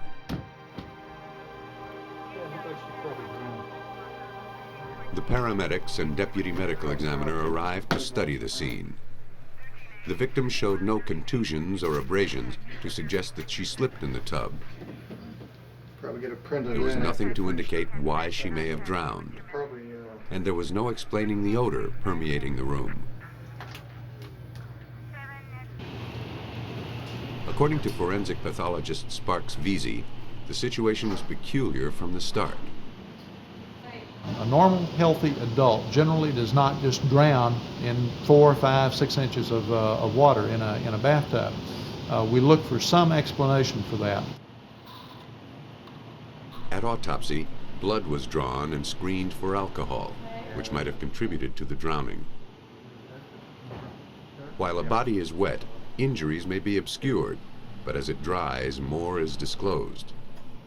As the examination continued, a chilling revelation sprang from the victim's own lips. The examination of the inside of the lips showed injuries inside the lips, which were suggestive that something had been forcefully placed over the decedent's mouth and pressed into the teeth, causing injuries of the inside of the lips. The case was looking more like homicide by the minute. The blood work showed no alcohol in the victim's system, but it did reveal a volatile substance similar to acetone, or nail polish remover. A sample of the blood was placed in a gas chromatograph to better identify the substance. It turned out to be ether. In fact, every tissue in the victim's body was saturated with it. Ether is a volatile liquid that can depress the central nervous system. Depending on how much is inhaled, it can cause dizziness, unconsciousness, or death by respiratory failure. It was once a common form of medical anesthesia, but was replaced by more predictable and safer methods. Ether can be produced in the body by the breakdown of some other chemicals or drugs the victim might have taken. Chief toxicologist Ronald Backer didn't believe this was the case. But the fact that it was distributed in all tissues and in very high concentrations was a good indication that this was a significant substance that was not an artifact that really was involved in rendering her unconscious. The victim had enough ether in her system to knock her out, but it was the drowning that did her in. This was no accident.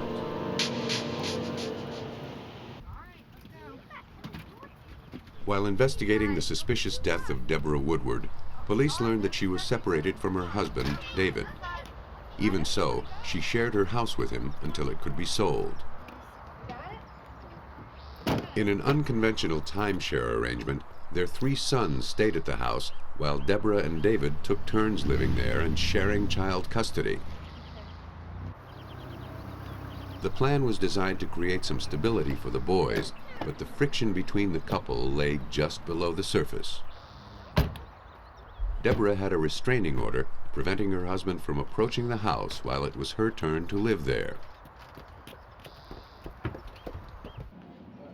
None of the couple's problems escaped the scrutiny of Albuquerque police detective Damon Fay, who was investigating Deborah Woodward's murder. Now I had to explore every part of her life, and I had to just open up all of the canisters of her life. One of them was her diary, particularly ghoulish to read because I could see the buildup of heading towards marriage with David, all of her excitement that goes along with that, the new marriage, the early years of it, then the deterioration of it. In her diaries, which Deborah entrusted to a friend for safekeeping, she recounted the physical and emotional abuse that she endured. Dave slapped me around in the bathroom, messed up my clothes, broke things. So much anger. Hell, absolute hell. After the separation, Deborah tried to get on with her life. She began dating and was starting a serious relationship. But her husband was jealous, and she was fearful of what he might do. According to investigator Fay, she counted on her neighbor, a retired police sergeant, to keep an eye out for her, especially at night. And had actually come to the rescue of Deborah on several occasions where she felt David had been skulking around, or she heard bumps in the night and wanted him to sort of investigate it.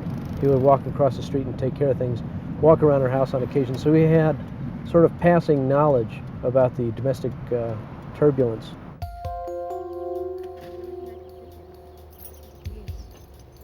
The neighbor told police that 6 months earlier, Deborah had noticed something odd in her car. He offered to take a look and discovered that David, an electronics expert at a garage, had planted a tape recorder in her car that switched on whenever the engine started.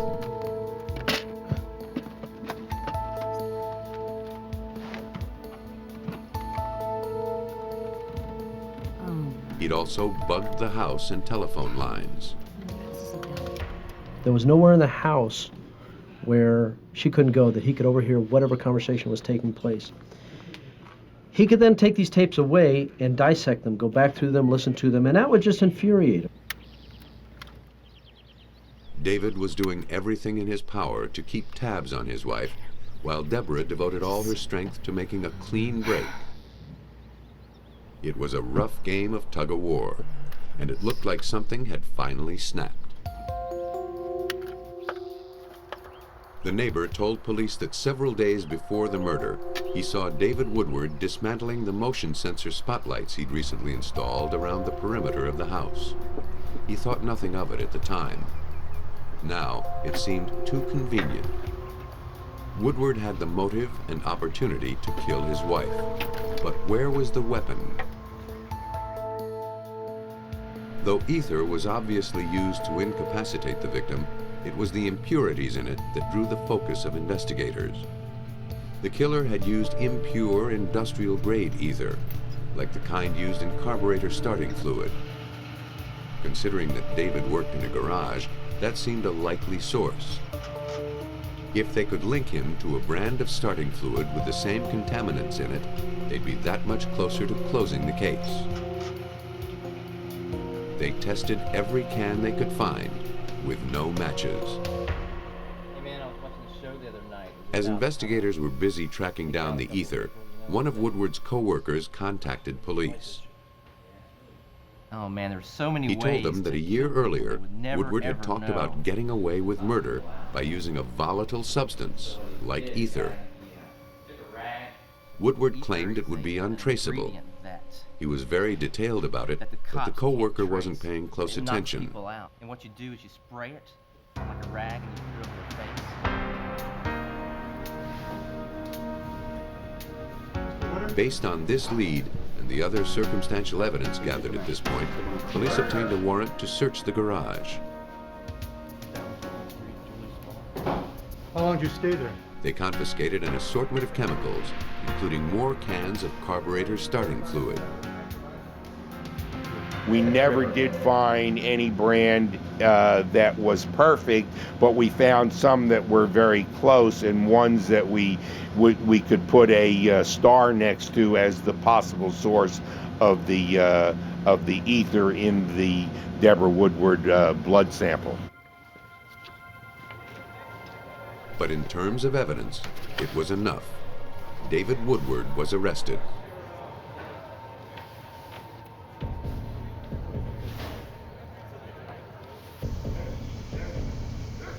Based on the evidence, police reconstructed the murder of Deborah Woodward. It was the victim's habit to take a late-night soak after putting the children to sleep.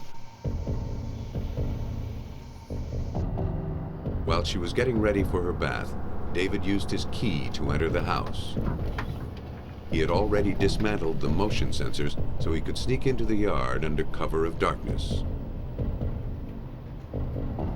Once in the house, he saturated a rag with starting fluid, overpowered his wife, and caused the marks seen at autopsy.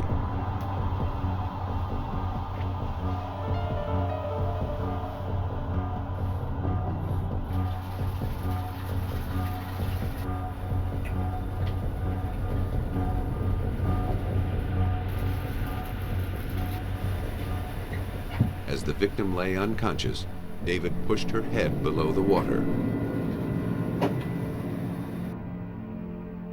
He thought the ether would evaporate, and with it would go all evidence of a crime. The truth of the matter is that dead men tell plenty of tales if you have a competent team of forensic investigators, which include the police at the scene, the autopsy people taking the samples, and the laboratory that analyzes the samples. David Woodward received life in prison for murder and an additional 9 years for aggravated burglary for entering the home and battering his wife. No poison is perfect. The clearest liquid or finest powder still leaves behind its residue. And though the victim may at first appear unmarked, science can reveal how death was dispensed and dispense justice to the poisoner.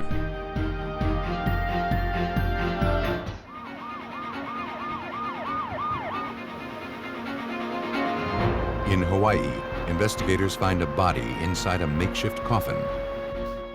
But to find the killer, they must first rely on insects to help them identify the victim. A body is discovered under a pile of curbside trash in Oklahoma. Though police identify a suspect, it falls to a bug expert to prove murder. In Mississippi, a young family is found brutally murdered in a rural home. To expose a killer's guilt, examiners must find a way to establish when they died. When a killer leaves no trace of himself at a crime scene, investigators can turn to the insects left behind for answers. Forensic entomologists can find justice for the victims of homicide by following the trails of predators and parasites.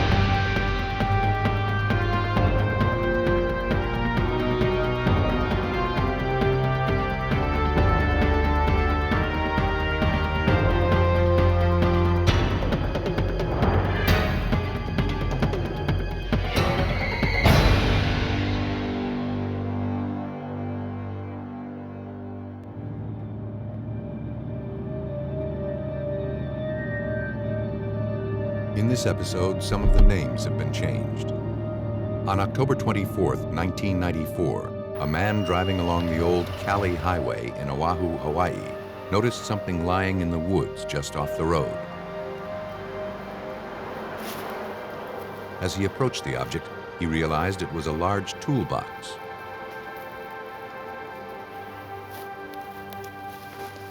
Curious as to what he had found, he pried the box open.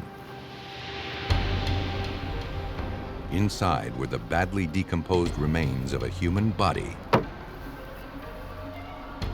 He called 911.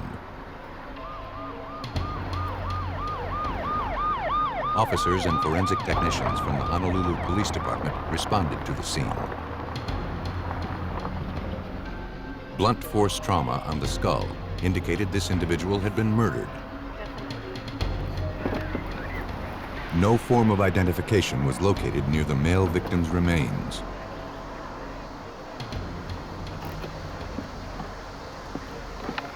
Hundreds of insects were found in and around the makeshift coffin.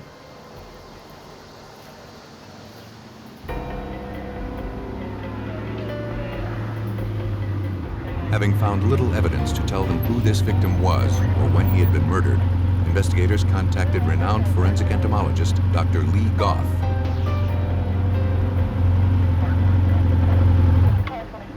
As an expert in insect growth and development, Dr. Goff analyzes bugs found on a corpse and estimates how much time has elapsed since a person's death. In the toolbox, he found over 250 species of insects, including a colony of long-legged ants that had nested inside the victim's skull. After collecting dozens of samples, he returned to his lab at the University of Hawaii.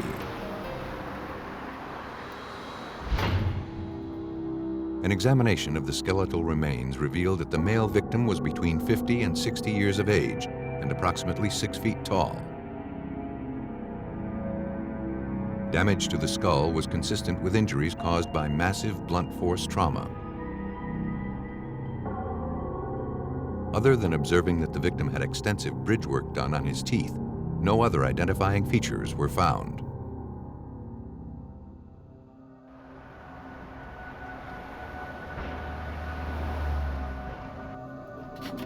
Investigators began searching through previously filed missing persons reports, looking for a match with their victim.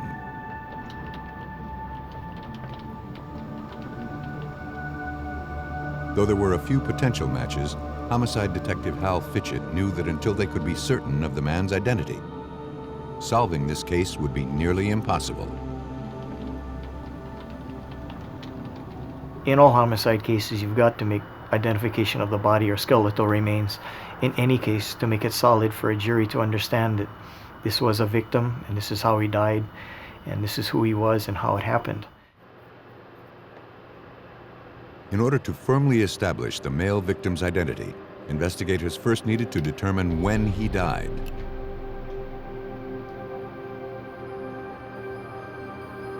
Dr. Lee Goff believed that the insects found in the makeshift coffin held the answers. Typically, what we look at are life cycles of individual insects or succession patterns of insects onto the body. As the first fly lays its egg and starts the clock, the eggs hatch, the maggots begin to feed on the body, they change the body. And as they do this, they make the body attractive to yet another group of insects, and you have successive waves of insects invading this particular body, each one utilizing a different part of the body. Among the various insects found, Dr. Goff identified the black soldier fly. Entomological research has shown that the black soldier fly will not become attracted to a body until decomposition has been underway for at least 30 days. But Dr. Goff also located newly hatched fly larvae, or maggots, that had come from the black soldier fly. Knowing it takes an additional 60 days from the time the soldier fly arrives to the time its eggs hatch and begin to mature into adults, he concluded that the victim had been deceased for at least 90 days. But the presence of the ant colony inside the skull indicated the victim had been dead much longer. The ants were there basically looking for a somewhat dry place in which to establish their colony. They were looking at a protected type of an environment, a good place to establish the colony. And they're primarily just as a shelter, as opposed to using the body as a food source. To determine when this victim died, Dr. Goff now needed to determine how long the ant colony had been present inside the toolbox. He began research into how ant colonies grow and develop. You're going to find several different forms that are going to be present within the colony, each one doing a different job. Initially, you're just producing workers, servicing the queen, making sure the colony is maintained, obtaining food. But then you reach a certain colony size. At that point, this colony is large enough that they want to look at establishing other colonies. Generally, a colony reaches that size in 12 months. Then the queen begins producing other reproductive ants. Dr. Goff found such ants, identifiable by their wings, which allow them to leave the colony and go on to form their own. Knowing that the ants had not arrived until the soldier fly larvae began to hatch, Dr. Goff estimated that the victim had been dead about 15 months. But then he factored in additional time it would have taken for the insects to penetrate the toolbox. Ultimately, he estimated the victim died 18 months before his body was discovered.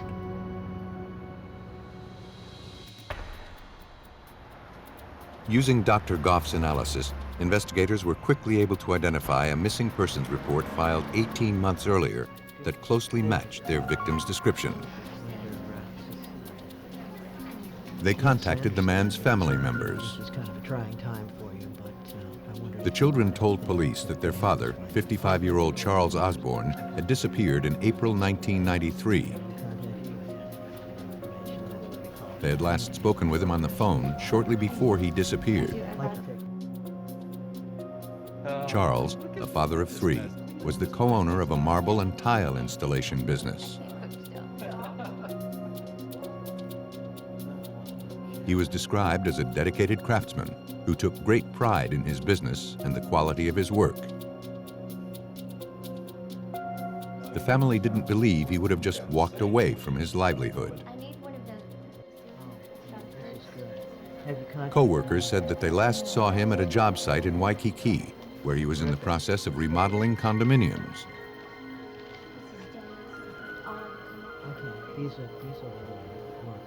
Photographs of Charles Osborne were handed over to police.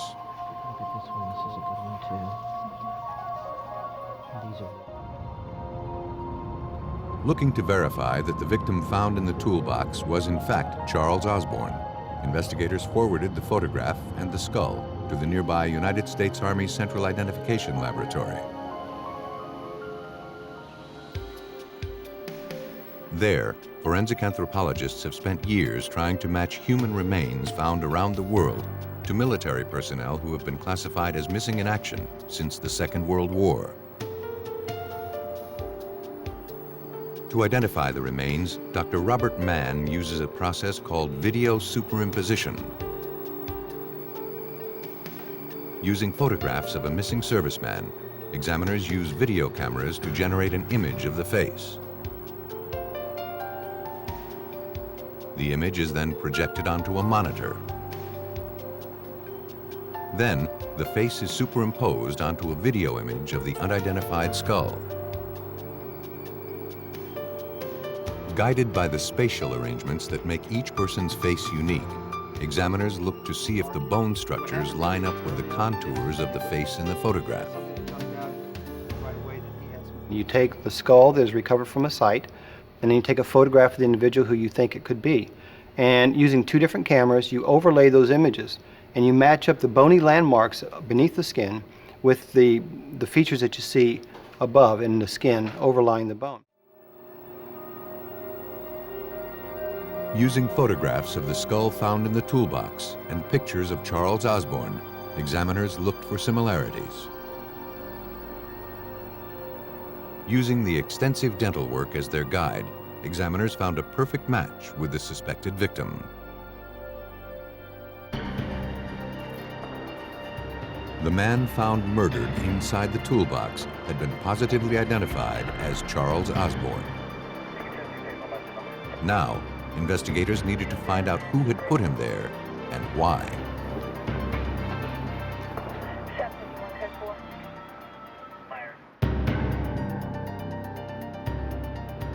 By analyzing the insects recovered from a crime scene, forensic entomologist Dr. Lee Goff had helped authorities identify decomposed human remains.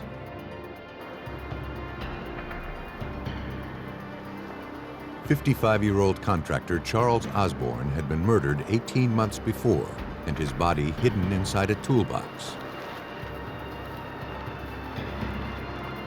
Now, police in Honolulu, Hawaii struggled to identify his killer.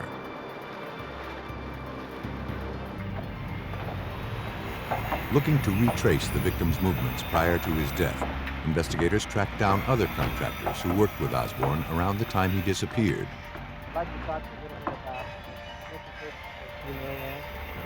They recalled that the last time they saw him, he had gotten into a heated argument with his business partner.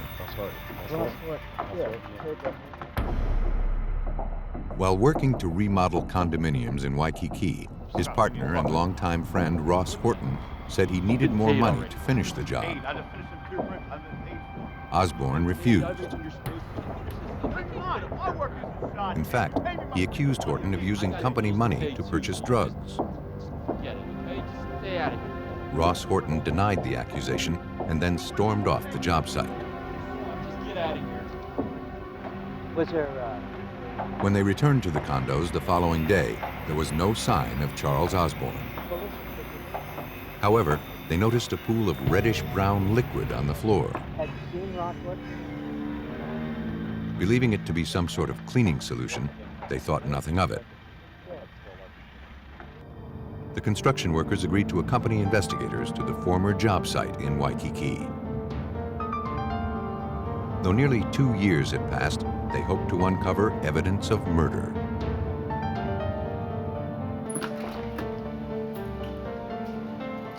Criminalists began searching the residence. Though the floors had been tiled over and the walls painted, technicians managed to locate a few minute traces of what appeared to be human blood. The samples were collected and sent on for a more detailed analysis. That's just where they failed to clean it. In the lab, examiners compared the genetic profile of the blood found in the apartment to known samples of the victim.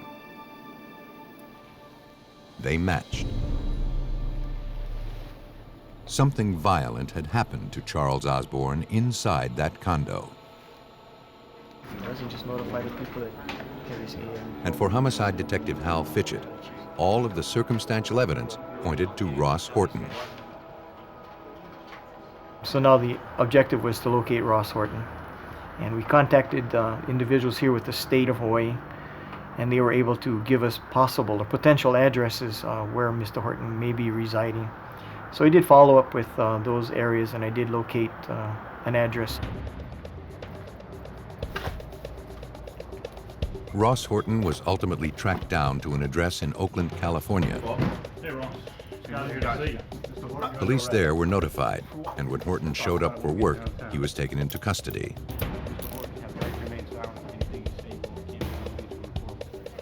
Honolulu detectives traveled to California to interview the suspect. Horton was shocked that after so much time, police were able to identify Charles Osborne's remains. We've got the evidence. Why don't you start writing? Confronted with the evidence against him, Horton confessed to the murder.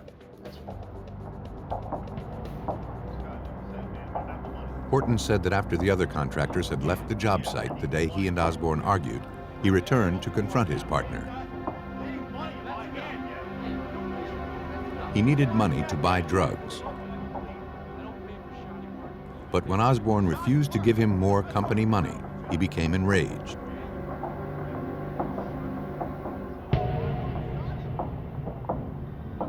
The confrontation escalated into a fight, which quickly spiraled out of control.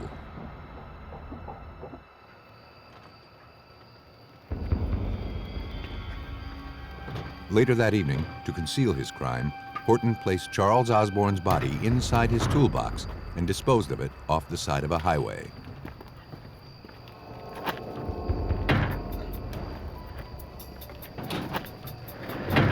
A jury found Ross Horton guilty of second-degree murder and sentenced him to life in prison.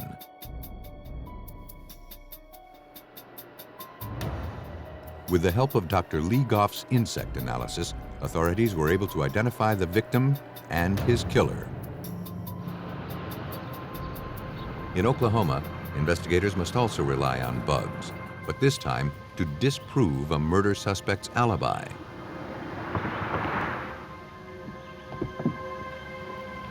On the morning of August 8, 1993, in the small town of Stroud, Oklahoma, a resident on her way to work suddenly became overwhelmed by a foul odor.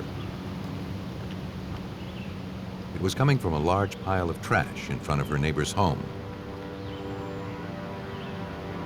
She examined the garbage, concerned about a potential health hazard. Then she noticed a human hand protruding from the debris.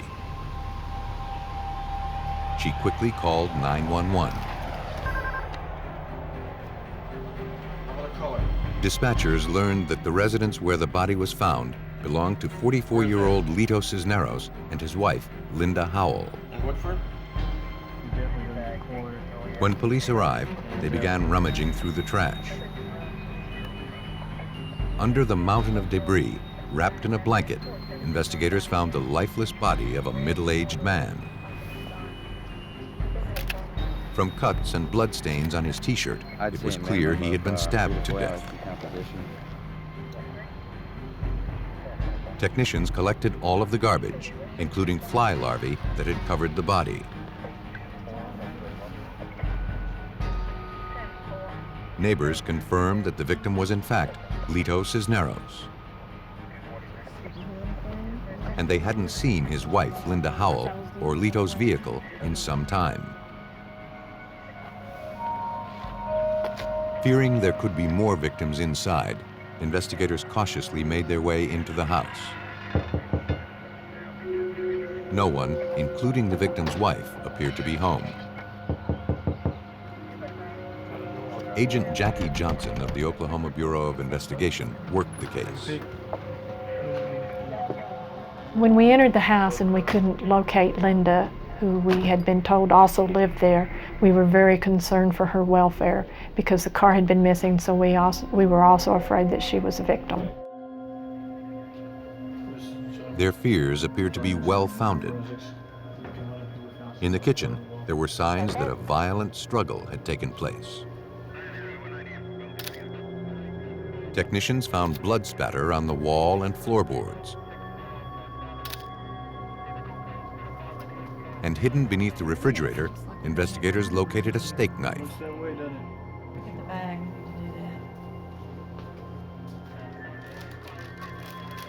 The evidence was collected and sent to the crime lab for processing.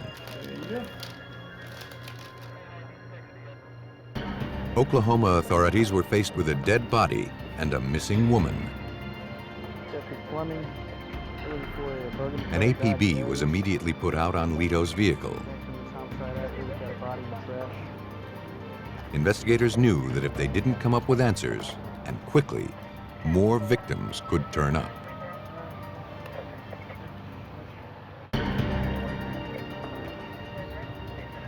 Authorities in Stroud, Oklahoma, had few clues in the murder of 44-year-old Lito Cisneros, whose body was found under a pile of trash in front of his home. With the victim's wife and the couple's vehicle unaccounted for, authorities struggled for answers.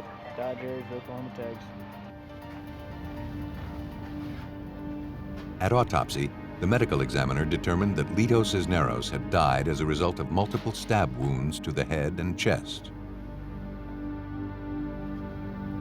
A knife with a 5/8 of an inch wide blade had caused the fatal injuries. The level of decomposition indicated that Lito had been dead a few days. But with the additional insect activity, it was difficult to pinpoint a specific time of death. Further examination failed to yield any clues to the killer's identity. Police turned to forensic examiners at the Oklahoma State Bureau of Investigation's crime lab. There, examiners scrutinized the knife found hidden under the victim's refrigerator for clues. The blade measured 5/8 of an inch wide, the same dimension as the weapon that caused the fatal injuries. But technicians could find no traces of blood on the blade. The handle had been wiped clean of fingerprints. Desperate to generate a lead, investigators began interviewing local residents. One recalled seeing Lito at a bar on Thursday, August 4th, 4 days before his body was found. And she said he wasn't alone. According to the witness, Lito and his wife Linda Howell got into a heated argument.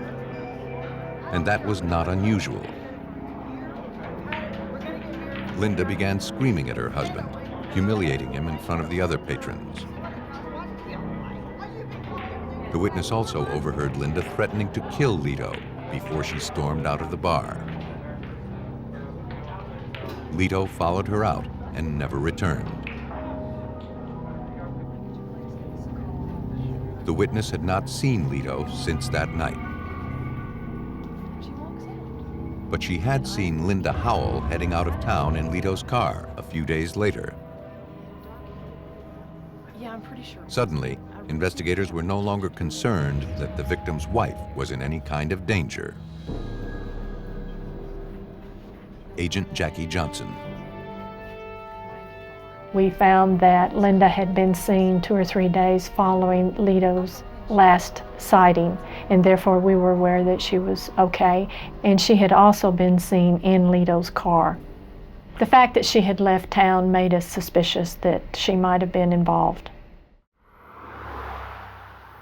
But efforts to locate her and the missing vehicle had been unsuccessful. Yeah, about a half hour. Then, a week later, a farmer in a nearby county found an abandoned vehicle parked on his property.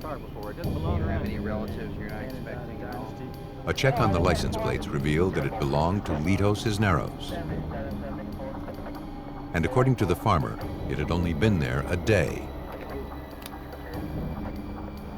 Linda Howell had to be close by. Within hours, authorities learned that Linda had friends that lived close to where the vehicle had been abandoned. The area was put under surveillance.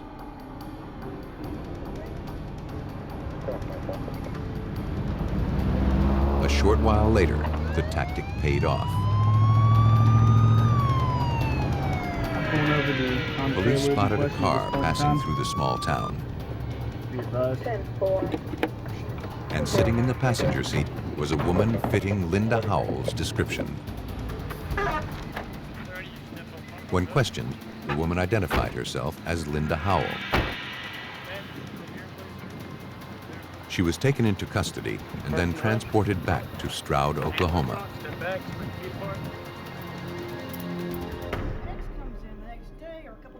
When questioned, Linda admitted that she and Lito had gotten into a fight at the bar on Thursday evening, August 4th. But she claimed she and Lito had made up by the following morning. In fact, things were going well between them. But on Saturday, August 6th, her ex-husband, Lucky Lee Lancaster, showed up at their house unexpectedly. Lancaster wanted to get back together with his ex-wife. I didn't hear anything, and so I believed him. When the two men began to argue, Linda took off. No gunshot, and you did not. When she returned a short while later, Lucky was standing in the kitchen, holding a bloody knife. I killed him. He had killed Lito during the fight. I do. Wash it off. I'm gonna have to arrest you. Linda Howell was placed under arrest for her role in covering up the murder. If you decide to answer questions now without your lawyer being present, you have the right to She believed that after the murder, her ex-husband returned home to California. answer any further questions. Understand? We contacted Lucky's parents, and they were very accommodating and giving us an address where we could contact Lucky in California. We contacted the California officials, and they located him on the beach and actually brought him in for us to speak with. Authorities traveled to San Clemente, California to speak with the suspect. They learned that for the past several months, Lucky had been living in a homeless shelter. Under questioning, he insisted he had not spoken to Linda Howell in more than a year and denied that he was recently in Oklahoma. A review of the shelter's records corroborated his statements. He would sign in for his food every day and show an identification. And by checking those records, we were able to establish that he had been in California 6 to 7 months and had not left California prior to the homicide. That meant Linda Howell's story was a lie. Now she explained her marriage to Lito was rocky, and without an alibi, she knew she would be blamed for her husband's death. She said the last time she saw Lito was on Saturday morning, August 6th, when he left town to visit some friends. When he hadn't returned by the following day, she decided to visit friends of her own in a nearby county. It seemed someone was trying to frame her for the murder.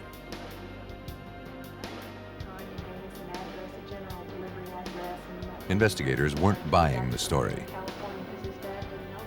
To prove that Linda had killed her husband, investigators needed to establish that Lito was already dead on August 6th, the day Linda claimed she last saw her husband alive.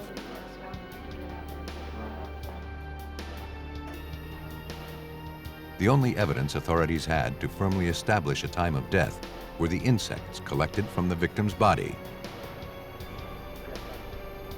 The bugs were sent to forensic entomologist Dr. Neil Haskell, a professor at St. Joseph's University in Rensselaer, Indiana. The Oklahoma Bureau of Investigation investigator, Jackie Johnson, had collected entomological evidence, primarily maggots from the decedent's body. We can use those maggots, larvae of a particular species of fly, to estimate how long the body's been there based on their growth and development of these insect life stages.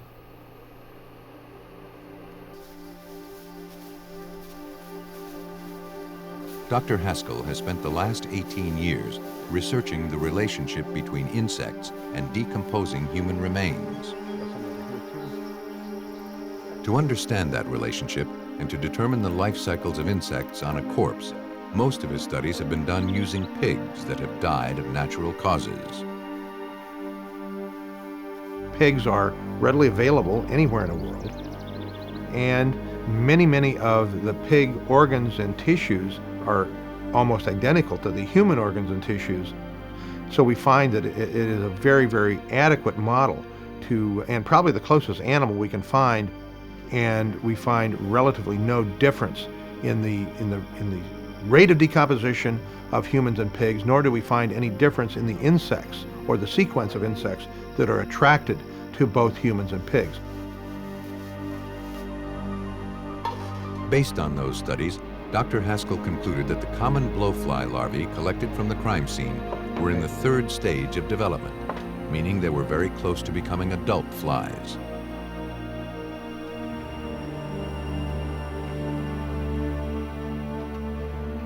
But to determine how long it took them to reach that stage, Dr. Haskell consulted the weather data for the days leading up to the discovery of the body. Heat speeds up the development process. Cold slows it down. He found it hadn't been warm enough from August 6th to August 8th to account for the advanced stage of development. That meant Lito could not have died on August 6th, as Linda had claimed. His death likely occurred more than 90 hours before he was discovered, which would put the murder in the late evening hours of Thursday, August 4th, the night Lito and Linda fought at the bar. Entomologically, this was very easy to prove because we had fully mature 3rd stage maggots and we had the temperatures available for their growth and development, and it was very consistent with more of a 96-hour interval time of death rather than the 36-hour interval. And so we could refute the 36-hour interval as not being true, and we went with the 96-hour interval, which was consistent with her being with her husband, the decedent, at that time, and him dying shortly after she was with him. Dr. Haskell contacted Agent Johnson with his findings. Linda Howell was subsequently charged with murder.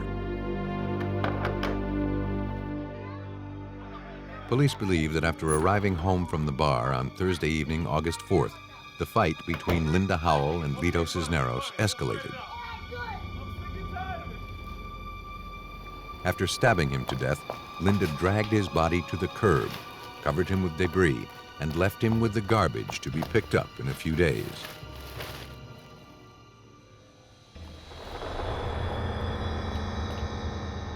Based on Dr. Haskell's analysis, Linda Howell pled guilty to second-degree murder and was sentenced to 25 years in prison.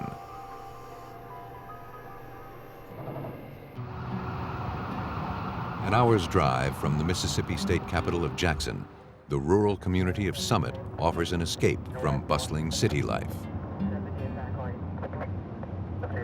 It's a sleepy little town, and in 1993, it seemed an ideal place for one family to spend some quality time together. On the evening of December 16th, police received a frantic 911 call. A man reported that he had discovered his family dead inside his remote vacation home.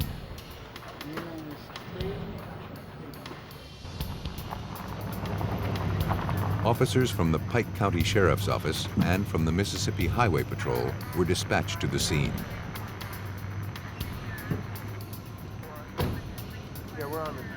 "50-year-old Michael Rubenstein told the officers that when he hadn't heard from his 24-year-old stepson, Darrell Perry, in some time, he drove from his Louisiana home to check on him. When he entered the residence, Michael found Darrell and Darrell's 22-year-old wife, Annie, dead. Annie's 4-year-old daughter, Crystal, was also dead. When detectives made their way into the residence, they were immediately struck by the smell of natural gas. In the living room, police found the badly decomposed bodies of Darrell and Annie Perry.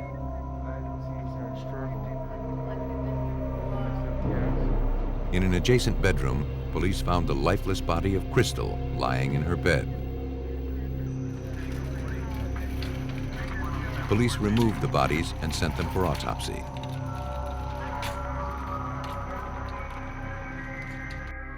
The following day, investigators from the Mississippi Highway Patrol began looking for clues to explain the deaths.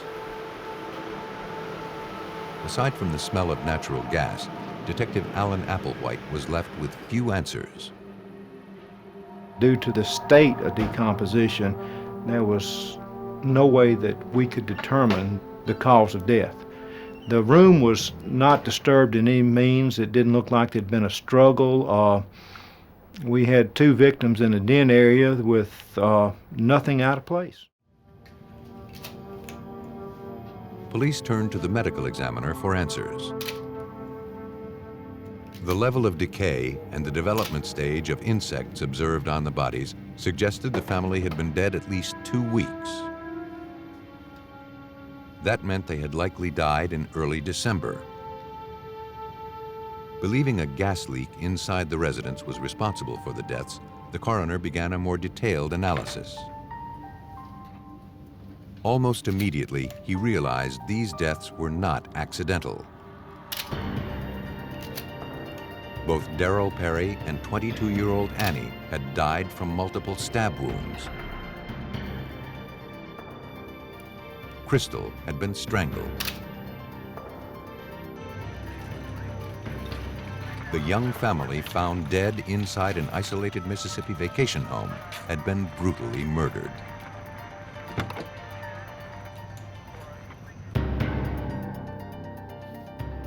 After autopsies revealed that a family of 3 had been the victims of homicide, police in Pike County, Mississippi returned to the remote vacation home where the bodies had been discovered. Now they were looking for clues that could lead them to the killer. But investigators found no signs of forced entry, and all the windows were securely shut. Technicians processed every surface, hoping to find any fingerprints that may have been left behind. But they found none. Whoever had committed these murders had been very careful not to leave any traces behind. Defense attorneys requested they be put together. The lack of any signs of a violent struggle or forced entry led investigators to suspect that the victims likely knew their killer. Hopeful the victim's family could provide useful information, investigators traveled to Louisiana to interview Darrell Perry's mother, Doris, and her husband, Michael Rubenstein, who had discovered the bodies.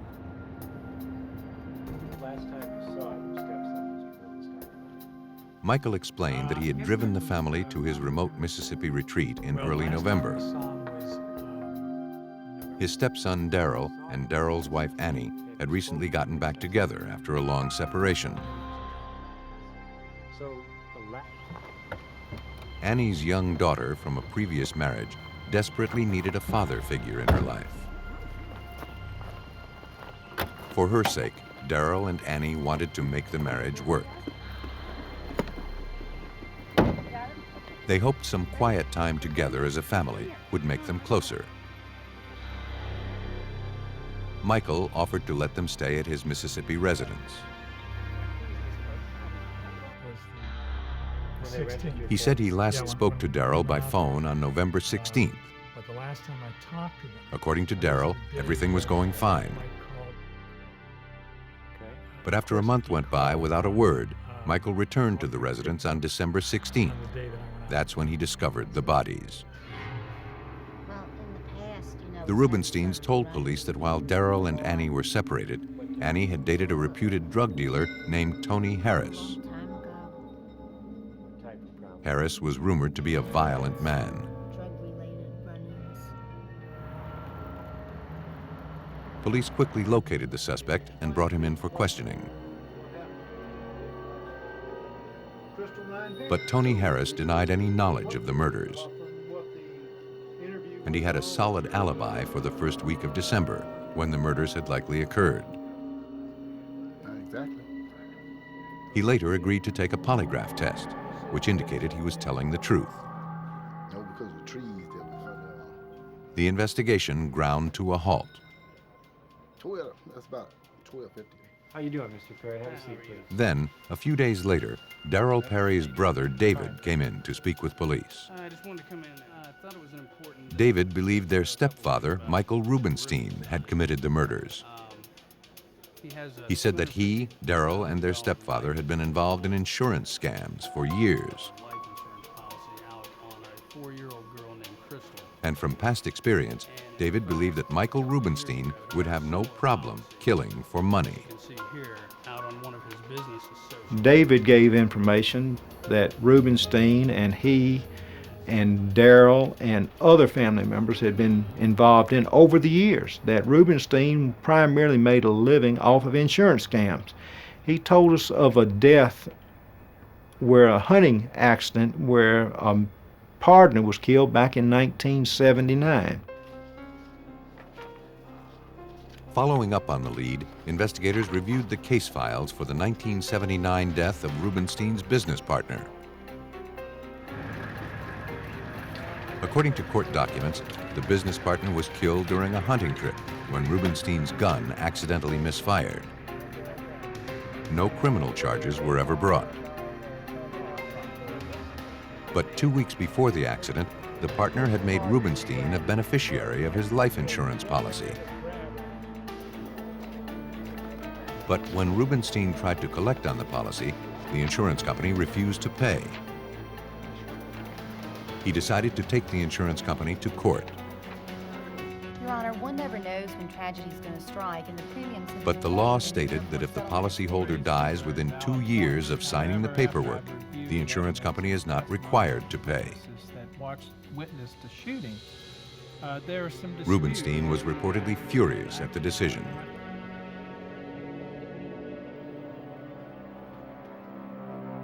Believing they were closing in on a suspect and a motive, detectives began interviewing other family members. They learned that Rubenstein had taken a $250,000 life insurance policy on 4-year-old Crystal. $250,000. And the policy was dated 2 years and 2 months before the young girl was found murdered. Though incriminating, it didn't prove murder.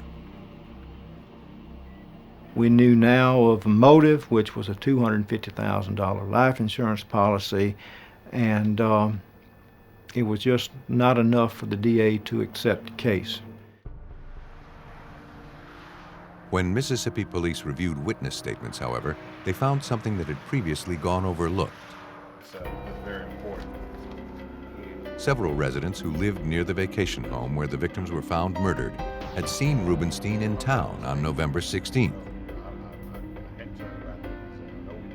The suspect previously claimed he hadn't gone to the residence until mid-December, when he discovered the bodies.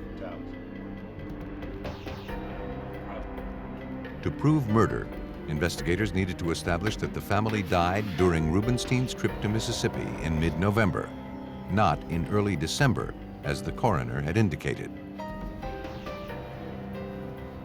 And the only evidence detectives had were photographs of the insects taken at the crime scene.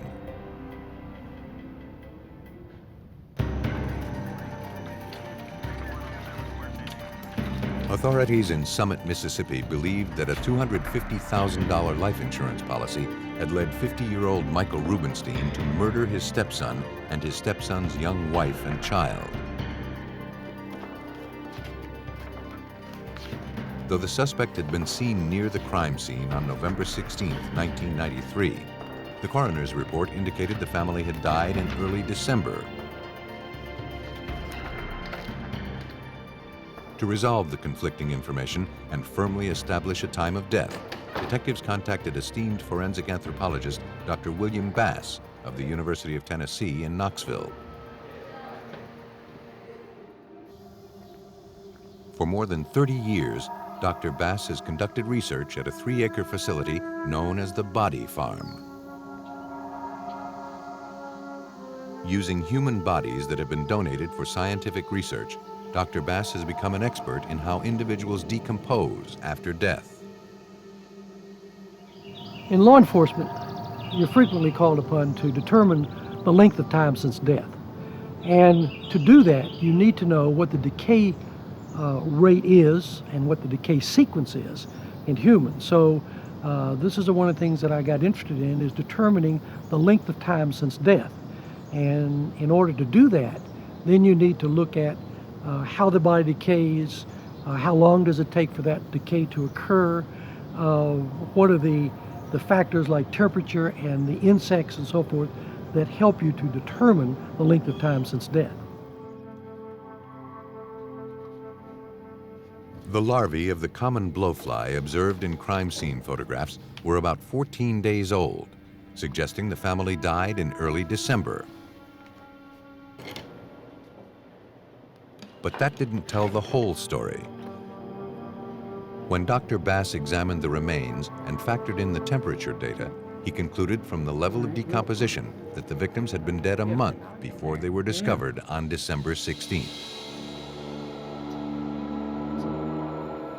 After examining photographs of the home where the bodies were found, Dr. Bass believed he could explain the inconsistency. I agree, the maggots are only 14 days old.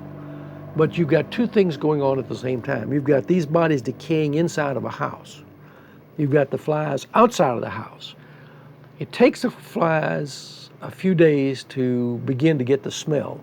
Hey, there's a dead body in there. Then they have to figure out, how do I get from outside inside so I can lay my eggs on this decaying body? Bill, this is Dr. Bass at the University of Tennessee in Knoxville. After weighing all of the evidence, Dr. Bass concluded these victims had been dead 25 to 35 days before being discovered.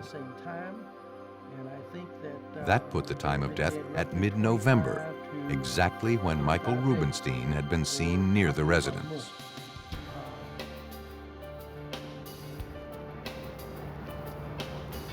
Based on Dr. Bass's analysis, Mississippi authorities now had enough evidence to arrest Michael Rubenstein. he was charged with 3 counts of murder.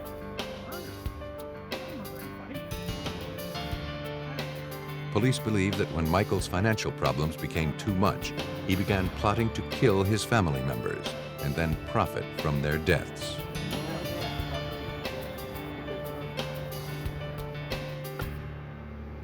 On November 16, 1993, 2 years after taking out a life insurance policy on 4-year-old Crystal, he drove to the residence where Daryl, Annie, and the child were spending time together.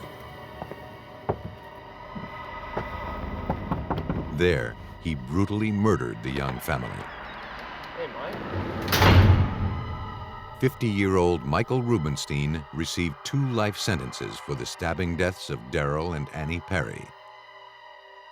For the murder of 4-year-old Crystal, he received the death penalty.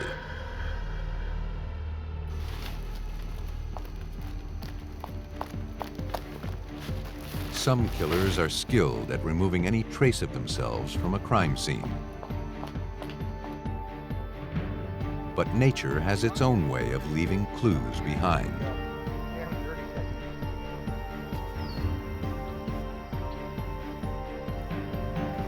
Forensic entomologists can kickstart a dying investigation and find proof of murder by uncovering evidence left behind by predators and parasites.